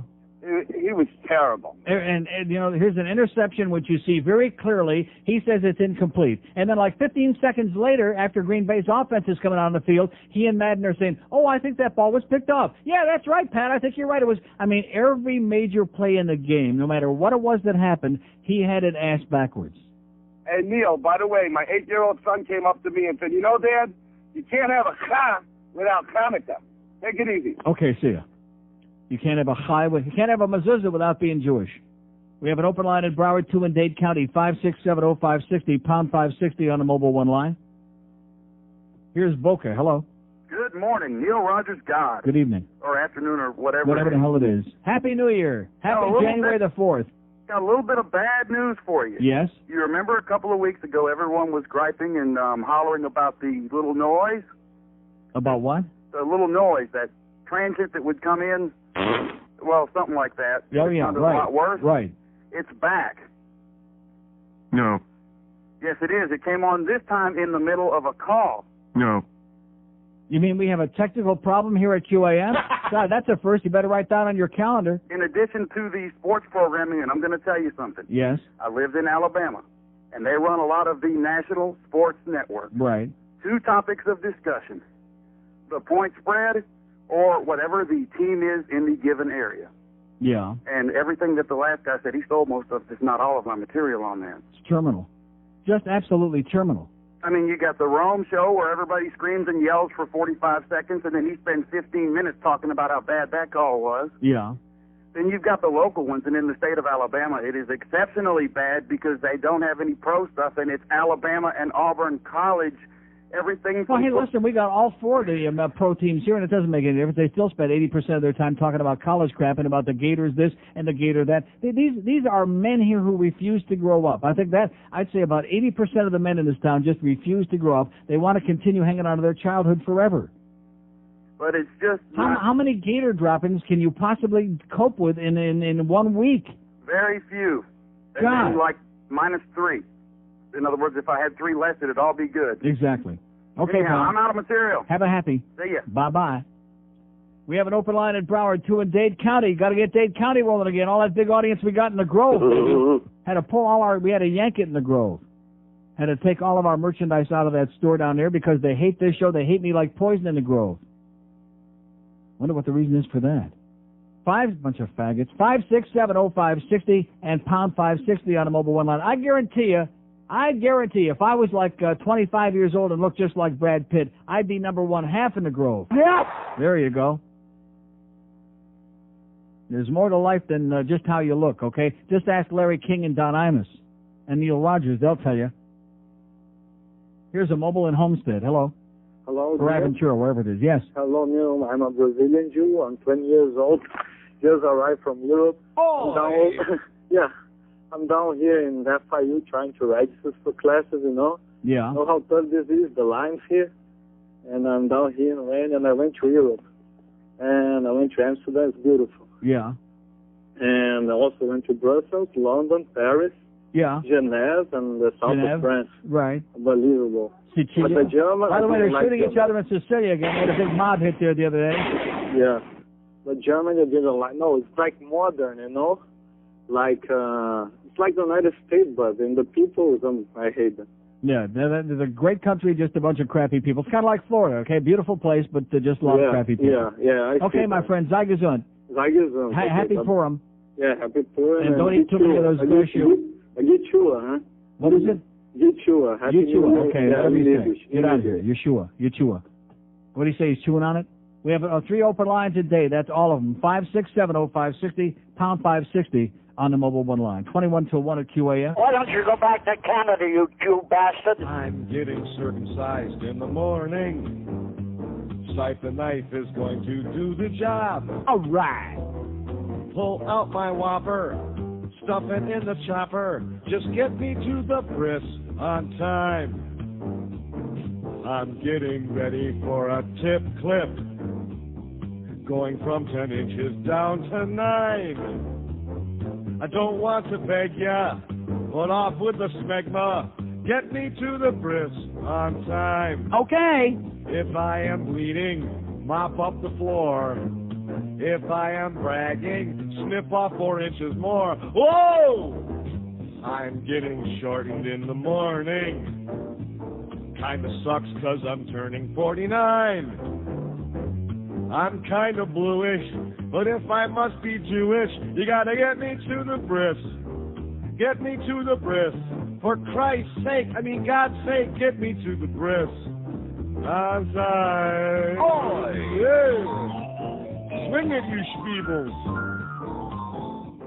Yeah. He is sick. 1243 at 560 WQM, just the way we like it. Real sick here on our show. We have all the date lines open. Are these lines working now? These people must be hand over fist trying to call in here to rave about the goddamn return of Rick and Suds to the airwaves this morning and to complain about the goddamn Brooke Daniels show in the afternoon. Come on, let's get going again. And somebody even mentioned Mr. Ego this morning on that show, which gave me goosebumps to think that somebody might be listening. Here's a lady in Fort Lauderdale. Hello. Good afternoon, Neil. Yes, ma'am. Neil, I have a question for you. I hope you can help me. I'm talking about a defensive linebacker by the name of Michael Stewart from the Dolphins. I haven't heard anything about him this year, and my sister would like to know. I'm kind of doing her a favor this morning. Can you help me? Is he related to Napoleon Kaufman by any chance? No, I don't think so. Well, what does that mean? What are you talking about? What language I'm are you talking about speaking? Michael Stewart. Who the hell is that? Pardon? Who is that? He's a defensive backer. So what about it? Well, what is the question? The question is... This isn't a sports show. I don't give a crap about the defensive backs on the Dolphins. What are you talking about? I'm talking about, is he still on the Dolphins? Do you listen to this show? Do you listen to this show? Thank you, Neil. Do you listen to this show? Do I listen to their show? Thank you. What? Are you listening to what I'm saying to you? Are we having a conversation? Yes, Neil, we are. Let me explain why I'm asking. No. Do you listen to this show? Can you believe that? This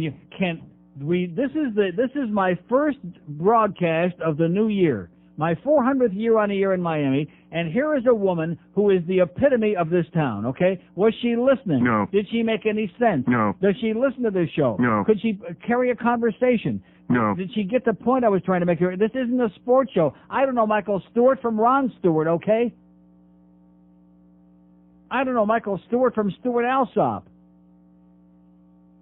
And this woman is Hakania Chinik, and she won't take a breath to listen for 1 second. 5670560, pound 560 on the mobile one line. Did everybody else get it? Yes. Okay, as usual, odd man out. Here's Miami. Hello. Oh, that's that woman that you got, maybe got him a faggot. Yeah. But Happy New Year, Neil. I listened to... What the hell does that mean? Faggots aren't sports fans? Or you want to call this show and perpetuate some ugly, grotesque stereotype of some mincing, limp-wristed queen just because you might be? No, just because she's a woman. That was it. Just a pain in the ass. Okay, we have an open line in Broward and so it's another stereotype he wants to perpetuate of women hating faggots, okay? Just like women loving bull dykes. Well, what is this man? He was probably in the Grove. He was the one. Closet caller from the Grove. Get out of here, sweetheart. Go take some butch-up lessons to get out of my puss. 5670560. See, I should have known. The first 2.5 hours was an aberration this morning. I don't know where the hell it came from. They must have had it pent up from these last 2 holiday weekends. They must have had a little bit of material. But now, by 12:30, it's very obvious it's gone. Here's a mobile in Miami. Hello. Neil, for the lady 2 callers ago, bitch. Yeah. Okay, and now. Well, I mean, what kind of a conversation was I don't that? know where was she going. Even if I knew or cared about Michael Stewart, I mean, she's not listening to a word that I'm saying to her. Neil, for my sister. Yeah. Well, put your sister on the phone. Here's something for your to sister. you. Yeah, go back where you came from, sister. Send her back to the convent. All right, to get to my Penguin point bitch. now. Yeah. All right. In the game the other Sister's day, probably San a bull dyke. Francisco, the Sparta who caught the touchdown pass, what's his name? I remember he went to drop the other 20 passes, whatever. Right. Number 81, I He dropped forget. 20 in a row, and he catches one, and he's crying, and then Madden's saying, it's not about money. The first thing he does when he takes his helmet off is he checks for his diamond earring, because he thinks his little faggot earring fell off. Yeah, well, he He's played like in San feeling Francisco for with it. He's Steve like Young. What do grabbing you for want? it. Yeah. But it's not about money. Did you see the Bud Light spot on it? It was one of the great spots I've ever seen where they got this dark-complected jock who just signed this multi-million-dollar contract. Did you see it? And the guy says, I've got the last Bud Light in the world here. How much would you give me for the last Bud Light? And the guy says, how about $1 million? And he said, okay. And then you see him sitting there with $1 million, and he says to his agent, how much I got left now? I loved it. Greatest spot in the history of the human race. Have a great day, pal. Quit being such a goofball. What am I looking for? Well, I'm looking for the name of the wide receiver, number 81. It caught a big touchdown pass there to win a game in the final 3 seconds of the game. Nice going there, Steve Young. You know what they say about Steve Young, don't you? Terrell Owens. Who is it? Terrell Owens. Terrell Owens. Now, is that Terrell or Terrell? How come it's Terrell Buckley, but it's Terrell Owens? I thought it was Terrell, but yesterday they were saying Terrell. Oh, they were saying that, so you're going to believe something that Pat Summerall and John Madden said in that game yesterday? No. The worst broadcast in the history of it, and I love John Madden and Pat Summerall, don't get me wrong. But they must have been on the jungle juice out there or something, or maybe Pat's just back on the ordinary regular juice. Maybe he's, totally incoherent. Thank you so much, Joe, for whatever you just said. What do you say, Jesse Owens? We have an open line in Broward. All a day. They're out of it now. 5670560. We're not going to make it till 2 o'clock, guys. Better get mad at you here an hour early, because these people have got nothing to say to me. They want to talk football, baby. The Dolphins got a gift. Yeah, they got a nice gift there on Saturday. They'll take it. Thank you. They want to talk Super Bowl. They want to talk about those bowl games. They want to talk about that big Fiesta Bowl and that redneck Bobby Bowden. Yeah, that's what made me sick to my stomach. I'm watching Imus this morning for whatever reason I don't know. Because I've already spent the 4 minutes reading both newspapers from cover to cover, whatever there was to read. And he's, do we like anybody in that game tonight? Do we like either one of those teams? Oh, yeah, I like Florida State. I like Bobby Bowden. Stop mumbling already, okay, Donna? We don't want to hear about how you were out there on the goddamn farm again. He was out on the ranch trying to get the goddamn moo cows to come back, whatever he was doing. Oh, Jesus.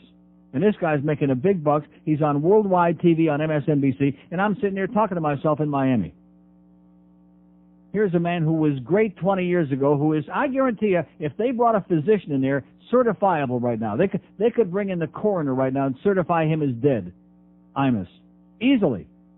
And he's raking in the millions. They just re-signed him to another 30-year. Talk about being an optimist.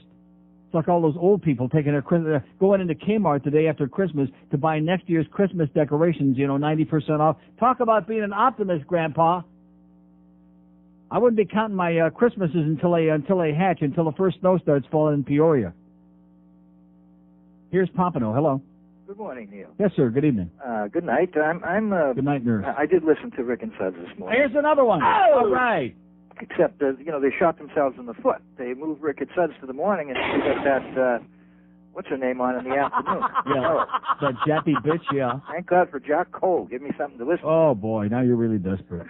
Hey, you Palm Beach people. Have you been paying attention to the alleged sexual harassment lawsuit against Phil Henry? No.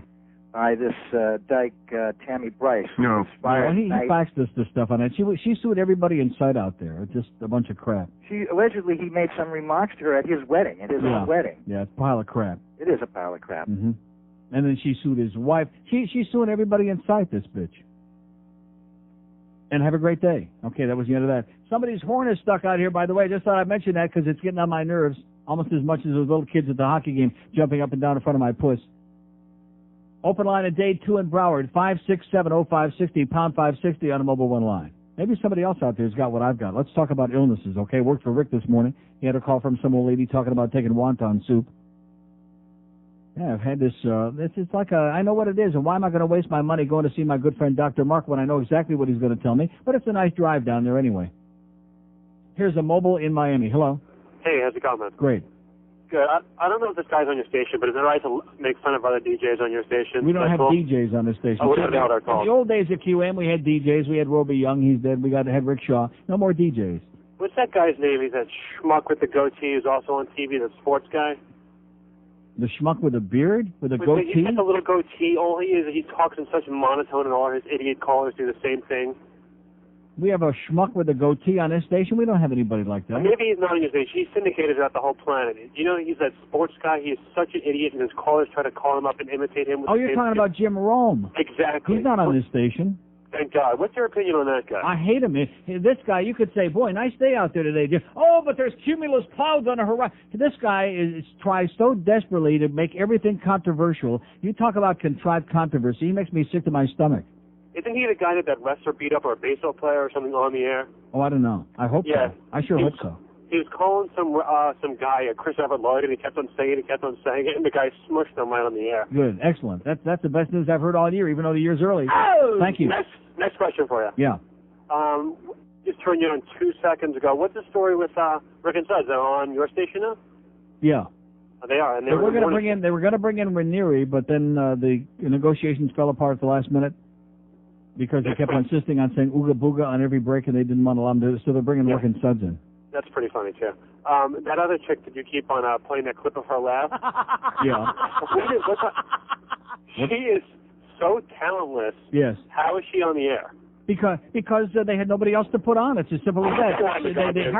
They hired her the first time. They realized the audience reaction was so universally hostile and negative that they blew her out of there. And then they had nobody to put on. So Peter Bolger, who's an idiot, runs into her at a tire store. They're getting tires, and he said, "Oh, how'd you like to come back?" She said, "Okay."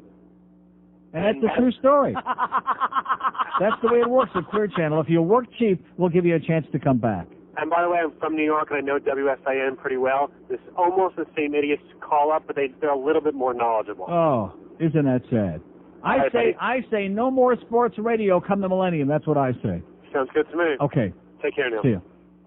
I mean, we don't want to put these people on the street because I'm sure now Defo can get another job, right? Yes. And Hank, he can talk about anything, right? Yes. Now Geldy. No. Oh. And what about Little Dog? No. Yeah. And Mandich, he could just go on here and tell dirty stories. Yes. There you go. He's great. It's not personal, it's business. It's just this whole idea, the whole concept. Maybe it's just being done wrong. Maybe that's the problem. But it is just terminal with these chronic, compulsive gamblers talking just grotesque. I mean, you're talking not just mini-casting. You're talking to a bunch of people you could put in a broom closet who have any interest. And, when you consider the number of people who might be betting on that same game, what's the odds on a Fairleigh Dickinson Vassar game, huh? Seriously, how many people could even know that there are such places, much less be betting? What's the line on the RPI Union New York hockey game tonight, huh? Anybody know? No. You could fill a phone booth and have it half empty. You could have room for Al Goldstein and Fat Rich left over in there with the number of people who care about that. And this is the kind of crap that they call in about. Here's a mobile in Juno Beach. Hello. Hey, Neil. How you doing today? Great. Yeah, I had a comment on that San Francisco game, too. Pat Summerall, I usually think does a pretty good job. I love He had Pat a bit Summerall, stronger, but he's, so- 100 years old. I think maybe he's lost it. I can't stand Madden, but I watched. It was a pretty entertaining game. Right, it was and a great I watched game. the whole thing. I'm getting ready to eat dinner, and they say it's an interception, Green Bay. So I go ahead and walk to my kitchen table. Next thing I know is a touchdown of Steve Young to Terrell Owens. I'm like, Right. what the hell? They're saying there's interceptions when there's not, and there's no interceptions. Oh, every play they had wrong. You're thinking of the fumble by Jerry Rice, which was a fumble, but the officials are getting blue because we don't have instant replay, and so they say, oh, no, it's, he had it, he was down, which he Yeah, wasn't. but earlier in the game, Green Bay intercepted too, and they didn't even say nothing. It bounced off one guy's hand into Green Bay's hand. That was the first of a series of about 10 in a row. Pat had a real streak going there. That was about 10 in a row that whatever happened, he told you the opposite. And But like there was one play where the Niners got a first down. I think it was on the game-winning drive. Yeah, right. Very clearly it was a first down, and Summerall says, "Oh, they came up short," and they were like 3 yards past it. Yeah, right. And the other question I got for you, I was at the Panther game this weekend, and I made a decision. I've got to get up to see the Leafs play before they get in the new building. When is their last game up there? February 19th is the first game in the new building, so it's I don't have their schedule in front of me, but in the middle of February. And if I do decide to go up there, is it a problem getting tickets? They'll be scalping out there on Carlton Street, right in front of the Gardens. You get all the tickets you want. I think I got to get up there and check out a game in a real place You'll before love they close that place Nothing down. like it. All right. Have a good day, Neil. Okay, have a good one, Ray. 12:57 at 560 WQAM. The Neil Rogers Show, now on 560 WQAM, Miami, Fort Lauderdale. Oh, boy, it's the 1 to 2 hour. He's a cartoon character on the run from the law. He's the cop who's out to get him. Darn cheap guns never work when you need them. It's a race against time. Can he prove his innocence? What's up, Doc? I am not Doc Richard Kimball. A must-see movie says Siskel Ebert and Roger Rabbit is a U.S. Marshal. About to bring in one cartoon character. I've been wrongly accused. The Fugitive. Now showing at theaters everywhere. It's a minute after 1 at 560 WQM. Jim Mandich in for the vacationing Hank Goldberg from Shula Steak 2 coming up at 2 o'clock. Then we got the foreplay for the Fiesta Bowl starting at 6, the game at 8:20. It's FSU and Tennessee. Any interest? I hope not. Any interest? No. Good. Open line at Dade 1 in Broward, 5670560, pound 560 on the AT&T wireless line. Here's a mobile in Hialeah. Hello. Neil. Yes, sir. God, I'm going to finish up by telling you what you do for me, but let's start with that guy. It was Jim Everett, the quarterback that Rome was talking to. That's and he kept calling Christy, and he punched him on the air. He said, "If you call me Chris again, I'll hit you." And he did. He did. All right, love it. And unfortunately, didn't hit him hard enough, but better luck next time. No, that's his only claim to fame. That stupid goatee. Now they're all doing it on SportsCenter or ESPN. They're all growing the goatee. But they're still boring. Yeah, very. I was trying to call you over the holidays to see if you saw Kay when you were taking requests. Yeah. Maybe you could do that later if you would. And the other thing is, I was watching the game. One receiver catches a pass for 9 yards after dropping 2 of them. He jumps up and he's yelling and he's doing all this. I'm thinking, you know what, Neil is absolutely right. They make fools of themselves when they do that. Absolutely correct, sir. Yeah. When is that going to stop? It's not. Did you hear what Madden said about all that? No. He said when he was coaching, he told the players when it plays over, go back to the huddle, or if it's change of position, get off the sideline. Don't stand there. Don't make an issue. Don't talk to anybody. Don't mess with anyone. And if you do it again, I'll send you back on the bus in the parking lot, and you'll be way in the back of it too. Can you imagine how far back they'd be if they did that to Lombardi? It's the 90s, baby. Oh, it's unbelievable. It's got to stop, though. It's stupid. It's not going to stop. It is not going to stop. If you catch a pass that wins a touchdown wins the play, wins the game, that's one thing. But a 9-yard pass, give me a break. Okay, have a great day. Did you say that like more than once, I think? Yes. Okay, we got 2 lines left on the board. We got 53 minutes, 57 minutes. Well, we got a long way to go here, baby. It's an uphill ride from here till 2 o'clock today. Now we're back to our usual post-neurosis Monday. And you notice, nobody with the chicken soup, nobody with any assistance for my little feverish condition without the fever. This clammy feeling, this whatever it is going around. Nobody cares that much about me. They care about Rick and his goddamn cold. They care enough about that broad that called about the wonton soup this morning. She'd be wanting it. 5670560 and pound 560 on the AT&T wireless line. Plantation, hello. Hey, Neil, how you doing? Okay. Graduated up in Columbus, Ohio, at Ohio State, and I just wanted to share with you a couple things about Columbus that Miami could learn from. Yes? All right. 1957, some people wanted to pass a tax initiative to get a new arena built in downtown Columbus. Yeah. They said no. No. 1973, they said. No. 1984, they said. No. 1992, they no. said. No. Yeah. 1996, 6 or 7, either last year or 2 years ago, they get an NHL expansion team, the Columbus Blue Jackets. Yeah. All right. They have a MLS soccer team, the Columbus Crew. No. They want a 1 cent tax increase to build a new arena and stadium downtown Columbus. No. And they said. No. So what did they do? No. This time. No. Yeah. Exactly. Somebody said, well, if it's such a great idea, let's privately build an arena. Mm-hmm. And Nationwide Insurance built an arena, 0 tax dollars, and we have our arena downtown. So you have the Nationwide Insurance Yentl Renta Center? It's the Nationwide Center, that's right. Great. And the nicest thing, Well, we got the National Colorectal Center. It sounds nicer, doesn't it? But two especially nice things about it. One, not a single tax penny on it. Yeah. And two, they got passed. Yeah, you're talking about Columbus, Ohio. There's people there under the age of 100. Why would you be comparing Columbus, Ohio with this place where the median age is death, where the politicians are all a bunch of banana boat people who never met something that they couldn't steal? I mean, well, what's the comparison? Comparison are two cities, and Columbus is a small hit college town, everyone thinks. But there's a lot of good stuff going on over there. Right. So But we're not allowed to have too much good stuff going on here. You don't understand. It's written into the bylaws. This is a tropical depression, man. Pretty sad. This is the price you pay for not having all the 20 feet of snow. This is the price you got to pay. You got to make a sacrifice. That's true. That's why I'm still down here, by the way, because it's snowing like hell. This is the only thing we got, man. This is the only thing we got is the weather. Do we have anything under the sun besides the weather? No. Nothing else. Absolutely, positively, nothing else.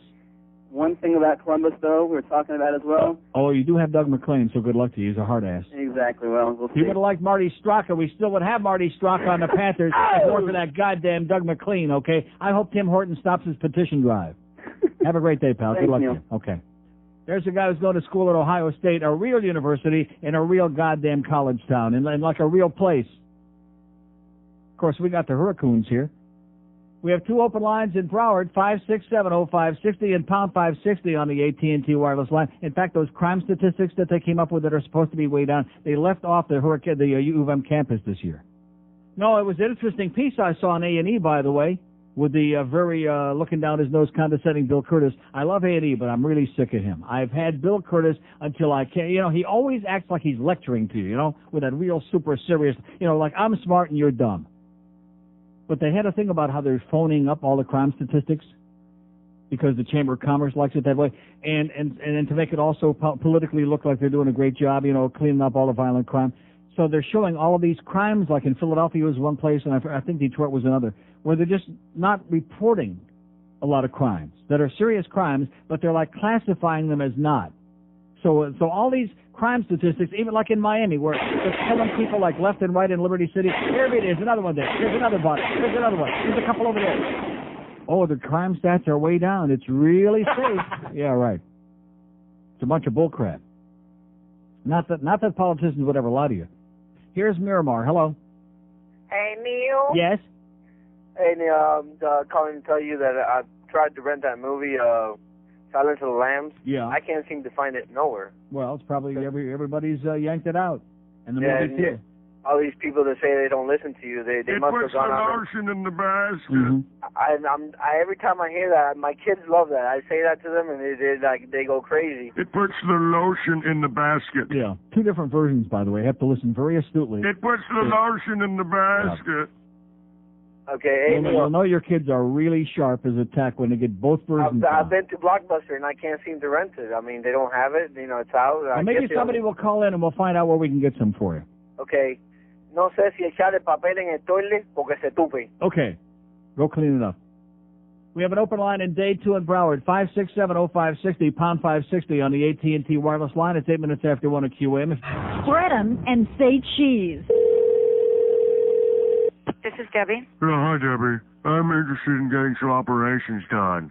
Okay. And some body contouring and some liposuction. Mm-hmm. Mm-hmm. And I was wondering if you get some tummy tuck and lip augmentation, cosmetic breast surgery, facelift, all of these things. Mm-hmm. And I was wondering... What would you like to start with? Well, I need to get everything done. Probably the first thing I'd like to have removed is my thing. Okay, we don't do that. No. Could you do breast implants, though? It can be done, but I don't know that they would do it right away. It puts the lotion in the basket. Mm-hmm. How much? 5,000. Excellent. I'd like to have my skin resurfaced, too. Mm-hmm. Laser surgery. Mm-hmm. Have the lambs stopped crying yet, Mommy? Excuse me? Don't hurt Mommy's little baby. It puts the lotion in the basket. I'd like to get the liposuction that I saw on TV. Okay. Can you make me look more like a woman? Well, we'll have to see you first, and then upon looking at you, we can tell you that when we see you. Should I wear my skin suit made of body parts, Mommy? If you'd like to. It puts the lotion in the basket. Would you like to make an appointment? Yes. Okay. There is a $100 consultation fee. That's fine. Okay. Okay. My name is Buffalo Bill. Okay, let me get a little information from you, okay? Just one moment. It puts the lotion in the basket. I understand. It puts the lotion in the basket. Do you want to come in for a consultation for It puts the lotion in the basket. Okay. Would you like to make an appointment, or do you want to call me back? Or? It puts the lotion in the basket. I understand. I've got my skin suit nipple necklace. Bill. It puts the lotion in the basket. I understand that. Would you like to It puts the lotion in the basket. Would you like to make an appointment? It puts the lotion in the basket. Okay, I will talk to you in the trim, okay? It puts the lotion in the basket. Hello? 113 at 560 WQAM. Somebody ought to tell that asshole, that Representative Kennedy, that Pete Bolger lookalike, that Charles Kennedy, that Florida Yahoo. Great editorial in the Sun Sentinel, by the way. It was yesterday, whenever it was. Representative Kennedy needs thicker skin if he's going to eat in public. This story about the waitress, Carol Lee Westcott. He was eaten in Lakeland in the Olive Garden. First of all, when you find out that this asshole was eating in the Olive Garden, does that tell you everything you need to know about him? Yes. Yeah. A man with no publicity and taste to match, with no personality and taste to match. Yes.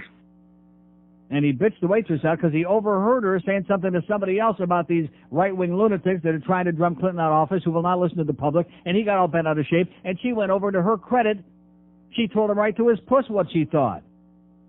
And it says what happened next is unclear, although Westcott said she was fired on the spot for what management deemed her inappropriate conduct. Olive Garden management denies that she was fired and said she merely was sent home to cool off and could have her job back if she wants it.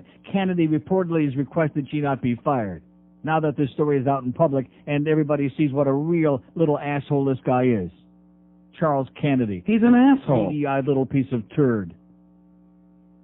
And like I said, eating at the Olive Garden serves you right, you little jerk. Because anybody that would eat at the Olive Garden also must love vanilla ice cream. In fact, I'm surprised that they don't serve it right alongside with the spaghetti. Big bowl of spaghetti and a big tub of vanilla ice cream right side by side. Perfect match at the Olive Garden. All I can say about that place is we have an open line at Broward 2 and Dade, 567-0560, pound 560 on the AT&T wireless line. Here's Miami. Hello. Hello, Neil. Yes, sir. Oh my goodness! You did not read the Miami Herald sports section today? Yes, I did. Did you see? What did I miss? Page 5D as in Dawkins.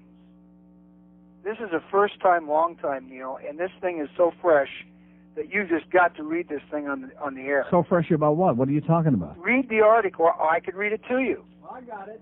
Dawkins still interested after all these years. Let's see. Never a dull moment in the life of former NBA center Daryl Dawkins, who turns 42, who at age 18 signed a $7 million NBA contract, a 7-year contract worth $1 million, been divorced 3 times, recently filed for bankruptcy. I'm not butt naked or hungry, he said. Don't feel sorry for Daryl. He's coaching now the Winnipeg Cyclone in the International Basketball Association, a step below the CBA and the USBL. And keep going. Next paragraph. Winnipeg is the coldest place in the world. It was so cold on the Greyhound bus, the dog got off the side and got in the back. Go on to the next one where it says, I'm his coach with the Sixers, Gene Shue. Yeah, I don't know why Gene's not dead, because we used to kill him. One time I came into the locker room at halftime. Billy Cunningham, George McGinnis, and Joe Bryant, we were all smoking. So I went over and I took a beer. Gene said, "What are you doing?" I said, "They're smoking, I'm drinking." He'd say, "Run," we'd walk. He'd say, "Walk," we'd run. Me, if I don't like what you say, I'm going to drop you like in the WWF. I just thought you might like that one. Yeah, and rumors he took drugs as a player. I played 5 years in Italy, so I speak perfect Italian. Never took a class. Can't do that if you're screwed up. Hey, what do you want? The guy speaks perfect Italian. Leave him alone. Oh! Teach him the Bafangula, okay? So what was the point? Okay, Dade County, open 5670560, pound 560 on the AT&T wireless line. Here's Fort Lauderdale. Hello. Neil. Yes, sir. How you doing? Great. I got the flu. I'm dying over here. Yeah, me too. I don't have like the full blown. I just got half blown. Oh, I got the full blown, and it's not as much fun as you would think. Yeah. The public service, Silence of the Lambs, is on Lifestyle Saturday night, 11 o'clock. Tape. All right. So, old Baldy. You mean on Lifetime? Lifestyle? What is Lifestyle? Lifetime, whatever the hell that Lifetime. The channel is. Lifetime. They're going to put that on Unclipped? They're going to butcher it up. They're not going to put that on there. It's a cable channel. A Lifetime. It's kind of like, huh? It says R in the TV guide. Well, well, we'll see. George is giving me they're going to cut it. It doesn't matter. They put the rating that the movie had when it was released. Oh, really? George thinks they're going to chop it. But at any rate, it's something. And I'm sure you're going to be able to hear him say, "It puts the lotion in the basket." So that's all you need. All right. Okay, thanks. Thanks, Neil. Thanks for the good news. Open line at Broward, all three in Dade, 5670560, pound 560 on the AT&T wireless line. Anybody in this crowd ever watch the Lifetime Network? No. Not if I can help it. Here's a mobile in Hialeah. Hello. Hello, Neil. Yes. How you doing, buddy? Great. I got a couple things for you. First of all, I forgot all about Rick and Suds this morning. I didn't even listen to him. Yeah.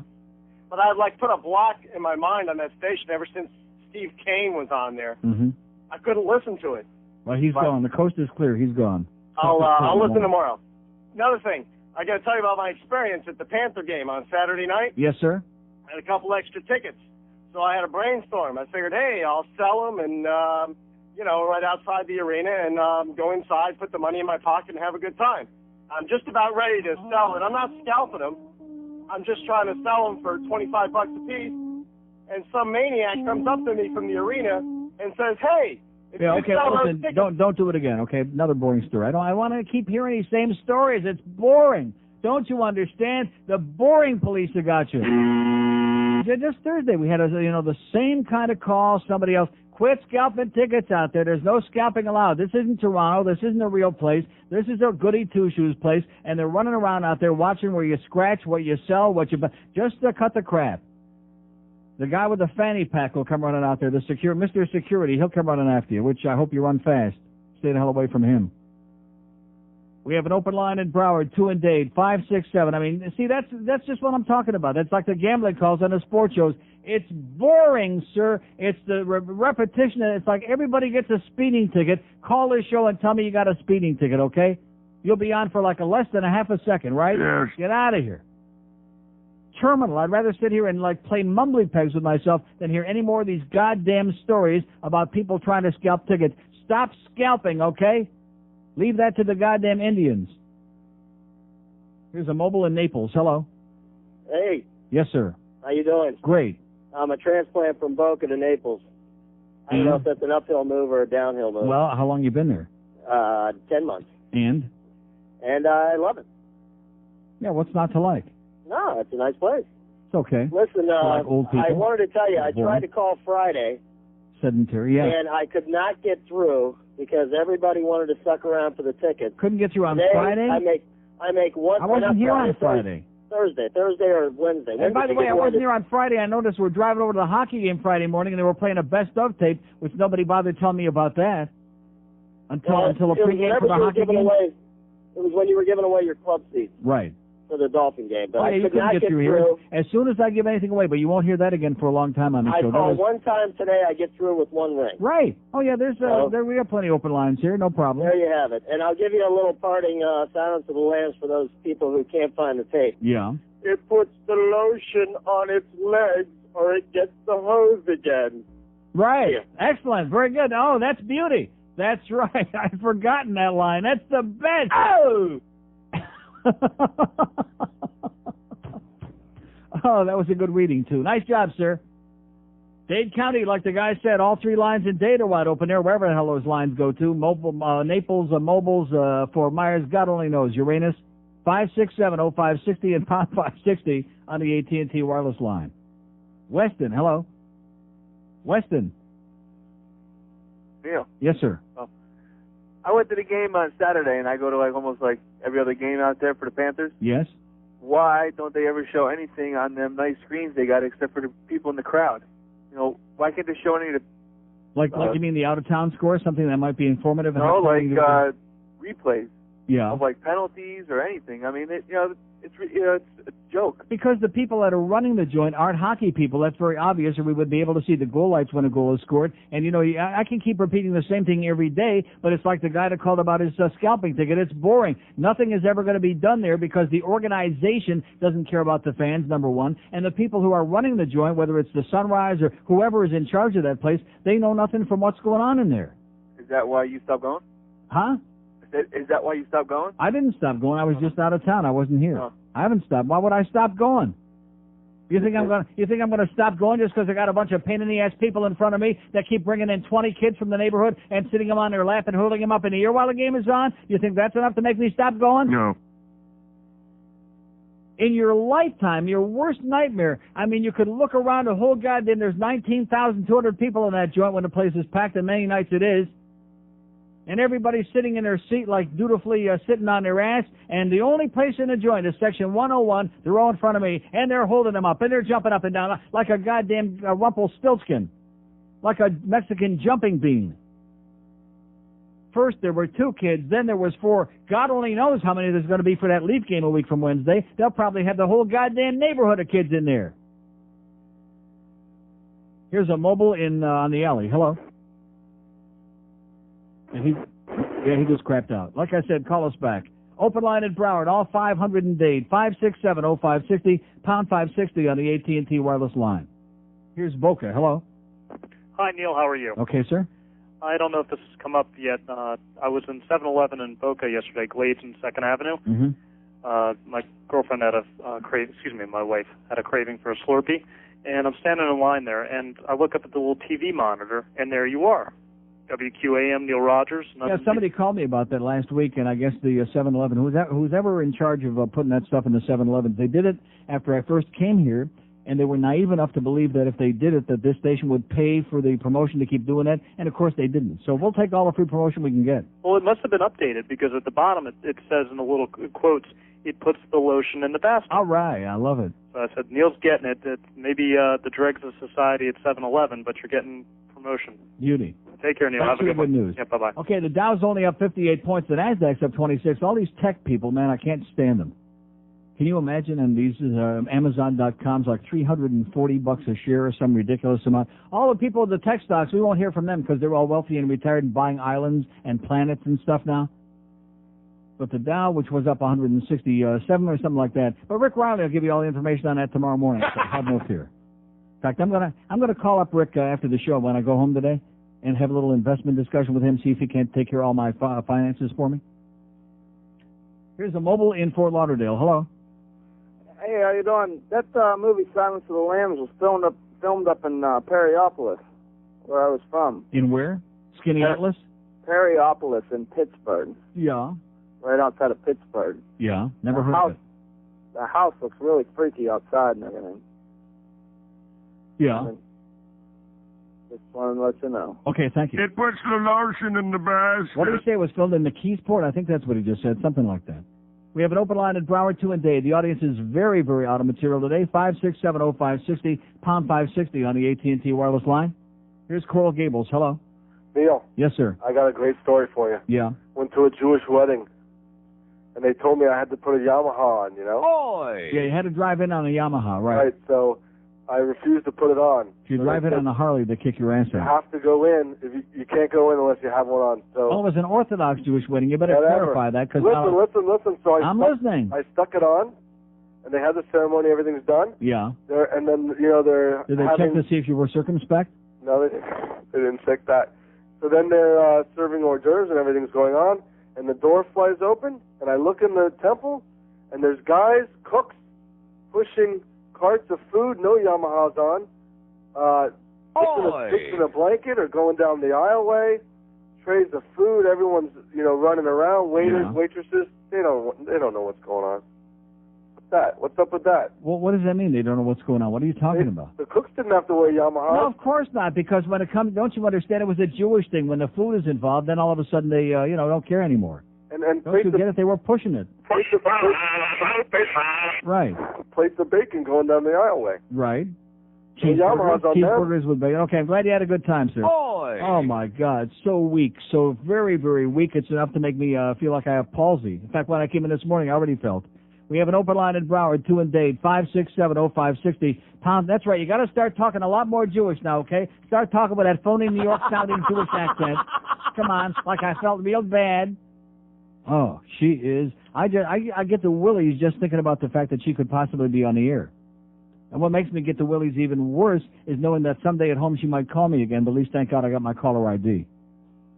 Oh, good gravy. Where do these people come from? 127 at 560 WQAM. I need help. Hey, kids, are you tired of that neighborhood bully? He stole my lunch money. Ah, shut up, kid, and tell your mom to hold the mail next time. Next time, fight back. But he's bigger than me. No. Just tell Mom next time she hits the candy aisle at the grocery store, pick up a pack of new Shot-Cat candy bars. Shot-Cat? Yes, it's a new candy bar made entirely from recycled cow dung, guaranteed to turn your stomach. So next time... All right, kid, give me a lunch. No. Please don't take it. Just shut up and hand it over. Okay, here you go. But whatever you do, please don't eat my candy bar. Hey, cool. Ah, this tastes like shit. So, you want my lunch tomorrow, too? We get a hunch, you gotta blow lunch when you take a bite of that Shot-Cat bar. All right, 1:30 at 560 WQM. Jim Manders coming along at 2 this afternoon. Yeah. Hammer and Hank Goldberg. Hank's on vacation. Manders will be over there at Chula Steak, too. I'm sure, filling the usual void that Hank would leave there as far as eating the food. And then we got the pregame show at 6 o'clock because tonight is the Fiesta Bowl. Ready for another bowl game? No. FSU and Tallahassee, and whatever it is, Tennessee. No. Tennessee and Knoxville. Here's a lady in Pembroke Pines. Hello. Hi. Hello. Yes, ma'am. Neil? Yes, I am. Hi. This isn't exactly on the subject, but it is pertinent in a way. It's I what? know, it's pertinent. You were pushing to have Rick Riley on to take the place in the morning, right? Rick Riley to take the place of the worst team? No, Rick Riley and Suds. Yeah. To come on. But let me tell you this. I'm an avid listener. I'm stuck in the habit of listening to you for as long as you're here. Damn it. Yeah. Now, one thing. I know you're a team player, and it's important to have people that attract people. Although I think you attract for lower class than you do.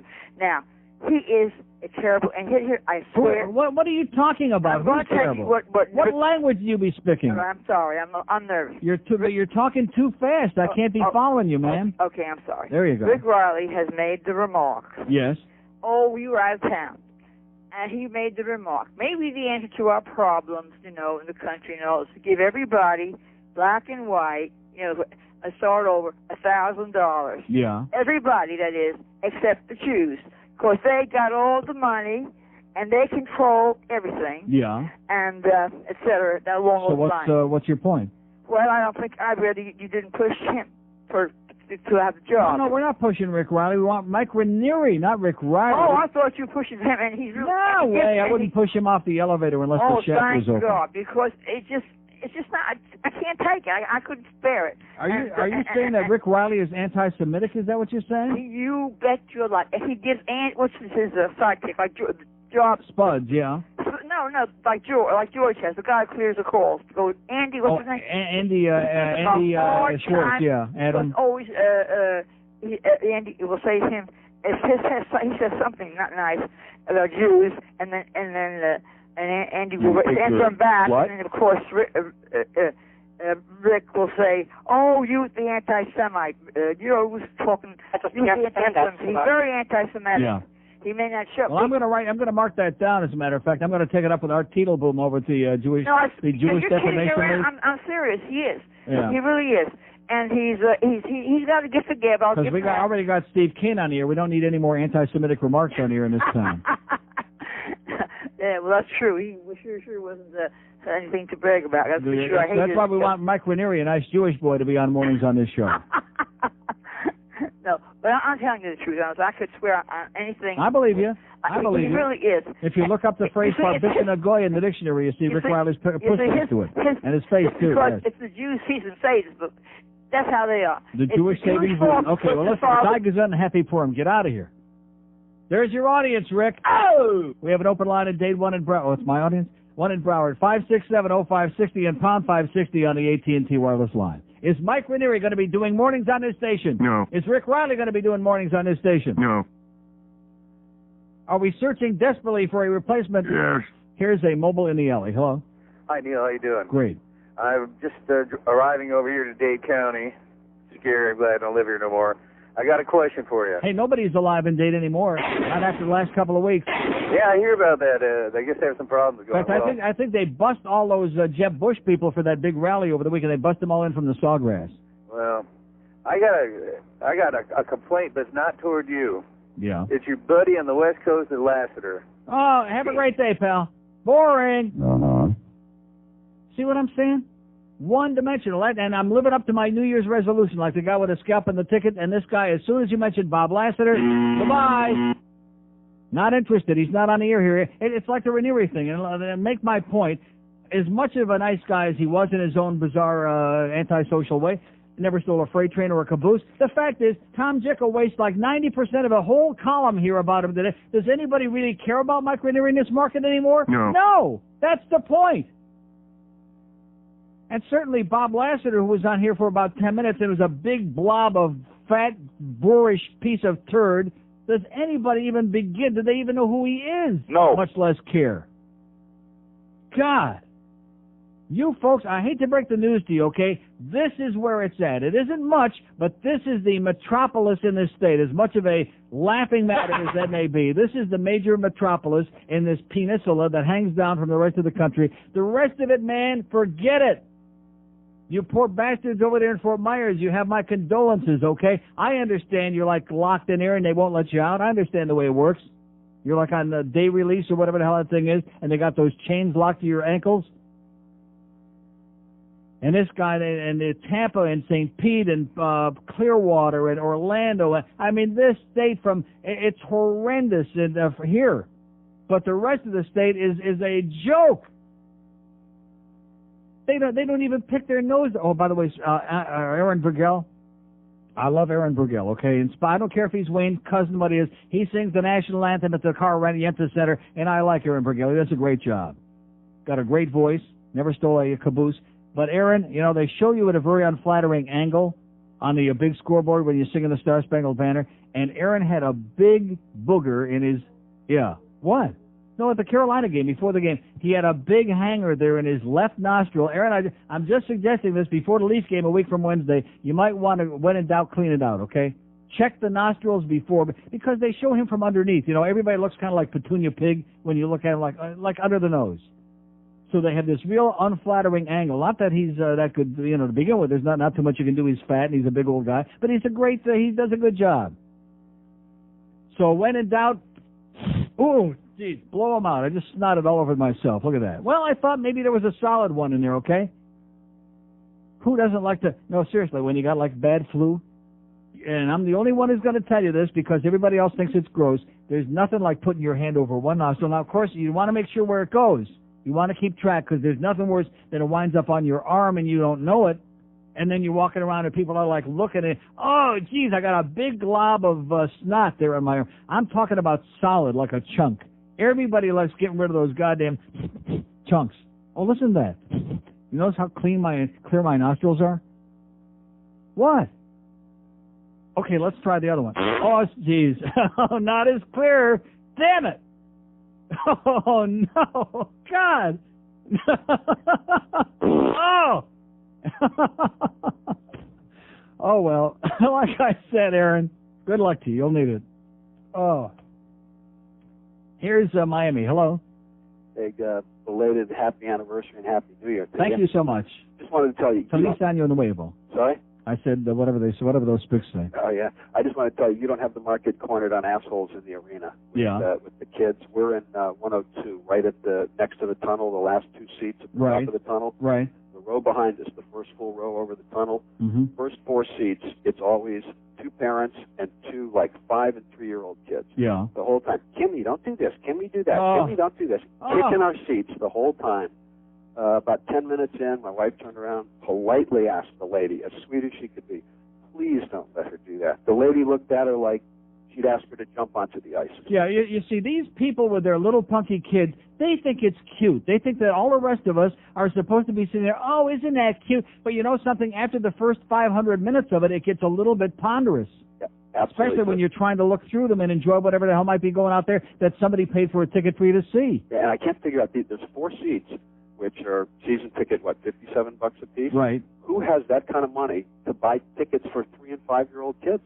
And they're there. The woman was so pissed now, wait, are you saying that they have their own seats? Yeah, 4 seats. See, because unless there are other people they share them with. I share the tickets. I'm not there at every game. Yeah, but see, the people in my thing, their kids are under whatever the limit is. They're little kids, little tiny kids, and as a result, they didn't buy them seats. They bring them in and they sit them on their lap and they hold them up in the air and they keep adjusting and holding them higher in the air, like right in front of my face, so you can't see if your life depended on it. You can't see what's going on in the ice. Now, with these guys, these people think it's funny. They think I'm kidding. They think it's amusing. I'm not kidding. It's not funny. It's not amusing, and I'm not going to tolerate it one more goddamn time. Yep. I'm going to have your asses kicked out of there. That's all. And that's what we try to tell them. The people next to them is a couple that bring. I was wondering how they got the kid in, so it's an age limit, because the next couple over have a kid which they hold up, but at least they're behind us. Yeah. And the whole time. So this woman's solution was, she swapped seats with the kid, so instead of the kid being behind my wife, she's behind my chair and kicking my chair. Oh, kicking in the back of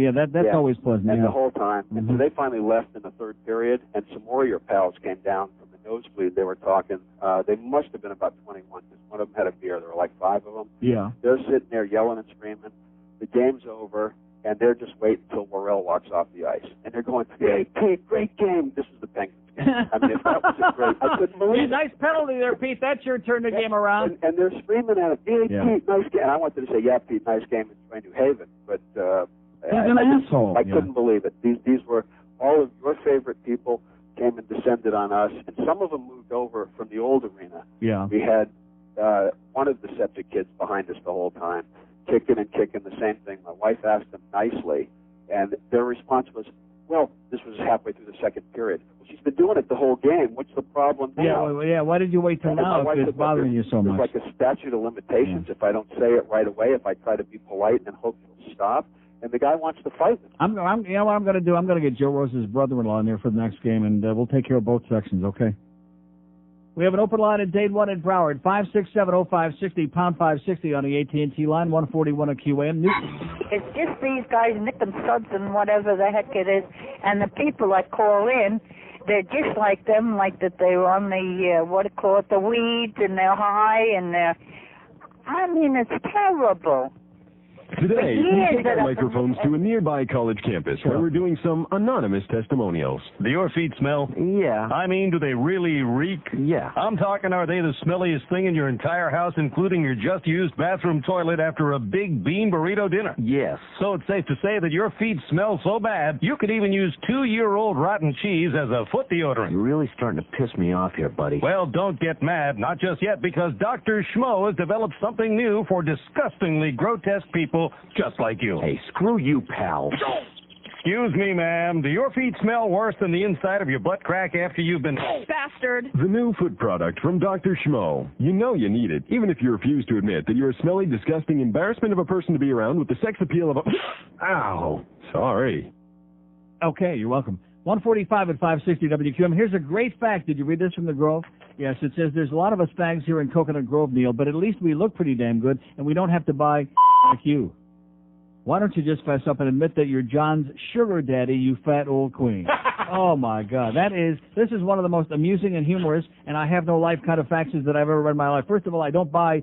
Second of all, John isn't my or anybody else's sugar daddy. But if that's, if you're writing a little book like the guy with a fag bag, be my guest. See, that's a good cover-up and excuse for the fact, because obviously this is somebody who listens, for the fact that in the Grove we had the big, not the kind they're thinking about either. No support in the Grove, even though it's for Center One. 155,000, almost 156,000 this year, without the help of those silly posing queens in the Grove. Here's another fact that says, "Hi, Neil, I'm back in school. Don't have a chance to listen very much or call in. Thanks for keeping me laughing during the holidays. In response to your Rick and Suds poll, I would much rather listen to Rick talk about computers than the stock market, although both topics make me turn off the radio because they're both as boring as hell. Yes. I just want Rick and Suds to be goofy, make me laugh. Nobody cares about the other boring stuff, etc." There you go. So he says he wants Suds to be funny and goofy, and Rick just to sit there and dummy up a little bit and take the money. Huh? That's the way we like the show. And by the way, I noticed Boca Brian is here. He does look a lot like Tom Jicker. Yes. Better hairdo, though. Here's Oakland Park. Hello. Afternoon, Neil. Happy New Year. And back to you. Hey, on that Rick and Suds, now they put that ante up to $5,000. I'll jump on that thing. Okay. Is that $5,000 per person? Mm-hmm. All right. That lady that called earlier, was that for real? Yes. She was hyped. Listen, on the hockey now, I take my kids to the game, and they stand up. Everybody has a good time. I don't know what the big problem is here. How old are your kids? I got one 4 and one 7. And what do you mean they stand up, and what is the Well, problem? they're jumping around. They're having a good time. They're into this. They don't know what the hell's going on, but they're there. They're having a good time. So are there people who sit behind you? Yeah, and they get pissed off. They have to deal with it. It's part of life. Oh, is it really? Yeah. In other words, the other people that sit behind you that pay their tickets to go see the game, if they have to watch your little kids' antics, then tough crap is what you're saying, huh? Well, you got to deal with it. No, you don't have to. No, you don't. No, you don't have to deal with it, sir. You don't have to deal with it if you're dealing with considerate people. But when you're dealing with inconsiderate people like you, then yes, you force people to deal with it, and people get pissed off and tired of it. Put the bridge tender on it. Yeah, put it up your ass, okay? Put the bridge tender on my ass. Oh, he said he always on his ass is what he said. Rectum. Yeah. Open line at Broward, 5670560, pound 560 on the AT&T wireless line. Yeah, they just have to put up with it, okay? I got a lot of bratty, punky kids, and if the other people don't like, welcome to Florida, ladies and gentlemen. There you go. Oh! That's the definitive call, whether it's on the highway, whether it's at the Mac Arena, whether it's anywhere you go. Hey, we don't give a crap. You'll just have to put up with it because this is Florida. Consideration and, anything other than the rude way, we don't know from that here, do we? No. That was lovely. That was beautiful, okay? What did he say? He's a what? He said, he's an asshole. That's what I thought he said. Here's Hollywood. Hello? Hey, Neil. Yes, sir. Sorry, you have to surround him by these jerks, these people. Listen, he's probably the guy, because I went to the hockey game to see the game not too long ago, the last one that we just had here. The Penguins? Yeah, the Penguins. And I'm there, and I'm in the upper deck, and it's not the kids, it's the adults. It must have been this guy, because every period at the end, just before the minute was up, for the period to be over, and the announcer would say 1 minute. Right. Right before that, they'd yell out, the adult and the two, a lady and a guy and a kid, they'd yell out, "Hey, how much time's left in the period?" And then he would say it, and they would go, "Thank you." And they were joking around. They had their kids dancing up around. I had a girl in front of me. What a bunch of boorish, sad, tragic people. Oh, man. You know what I said to that's like, hey, ref, you suck. Like that one game, I think it was the Islander game, we pull a guy down. It could have been a penalty shot. Very clear. We got lucky. He only called a 2-minute hooking penalty on the Panthers. It's so obvious that even a blind man could have seen it. And what's the response from the crowd? Hey, ref, you suck. One-dimensional, sad bunch, baby. A sad bunch. Listen, it's very Bush League. I went to a couple games in the Miami Arena, and this is the first time I went to this one. And man, I said, this is Neil's right, man. The ambiance, I thought you were overdoing it. No, I'm telling you exactly the way it is. I saw it for myself, and I go, man, this is like the Ringling Brothers circus came early, The atmosphere in the old joint, even though there were still some of the same problems, but nevertheless, it was 100 times better than it is in this new White Elephant. Wow, it's a nice arena, but it's like a big babysitting ring, I think. Right, there you go. Now we're catching up. Wayne's in the kid business. All right, Neil, thanks. Have a great day. You too, buddy. Okay. Yeah, Wayne's in the baby business, okay? Just bring all your little bratty kids and buy them a lot of food, and Wayne will have a big smile on his puss, because as far as the rest of it, he don't care anymore. He just wants your goddamn money. Well, you already knew that?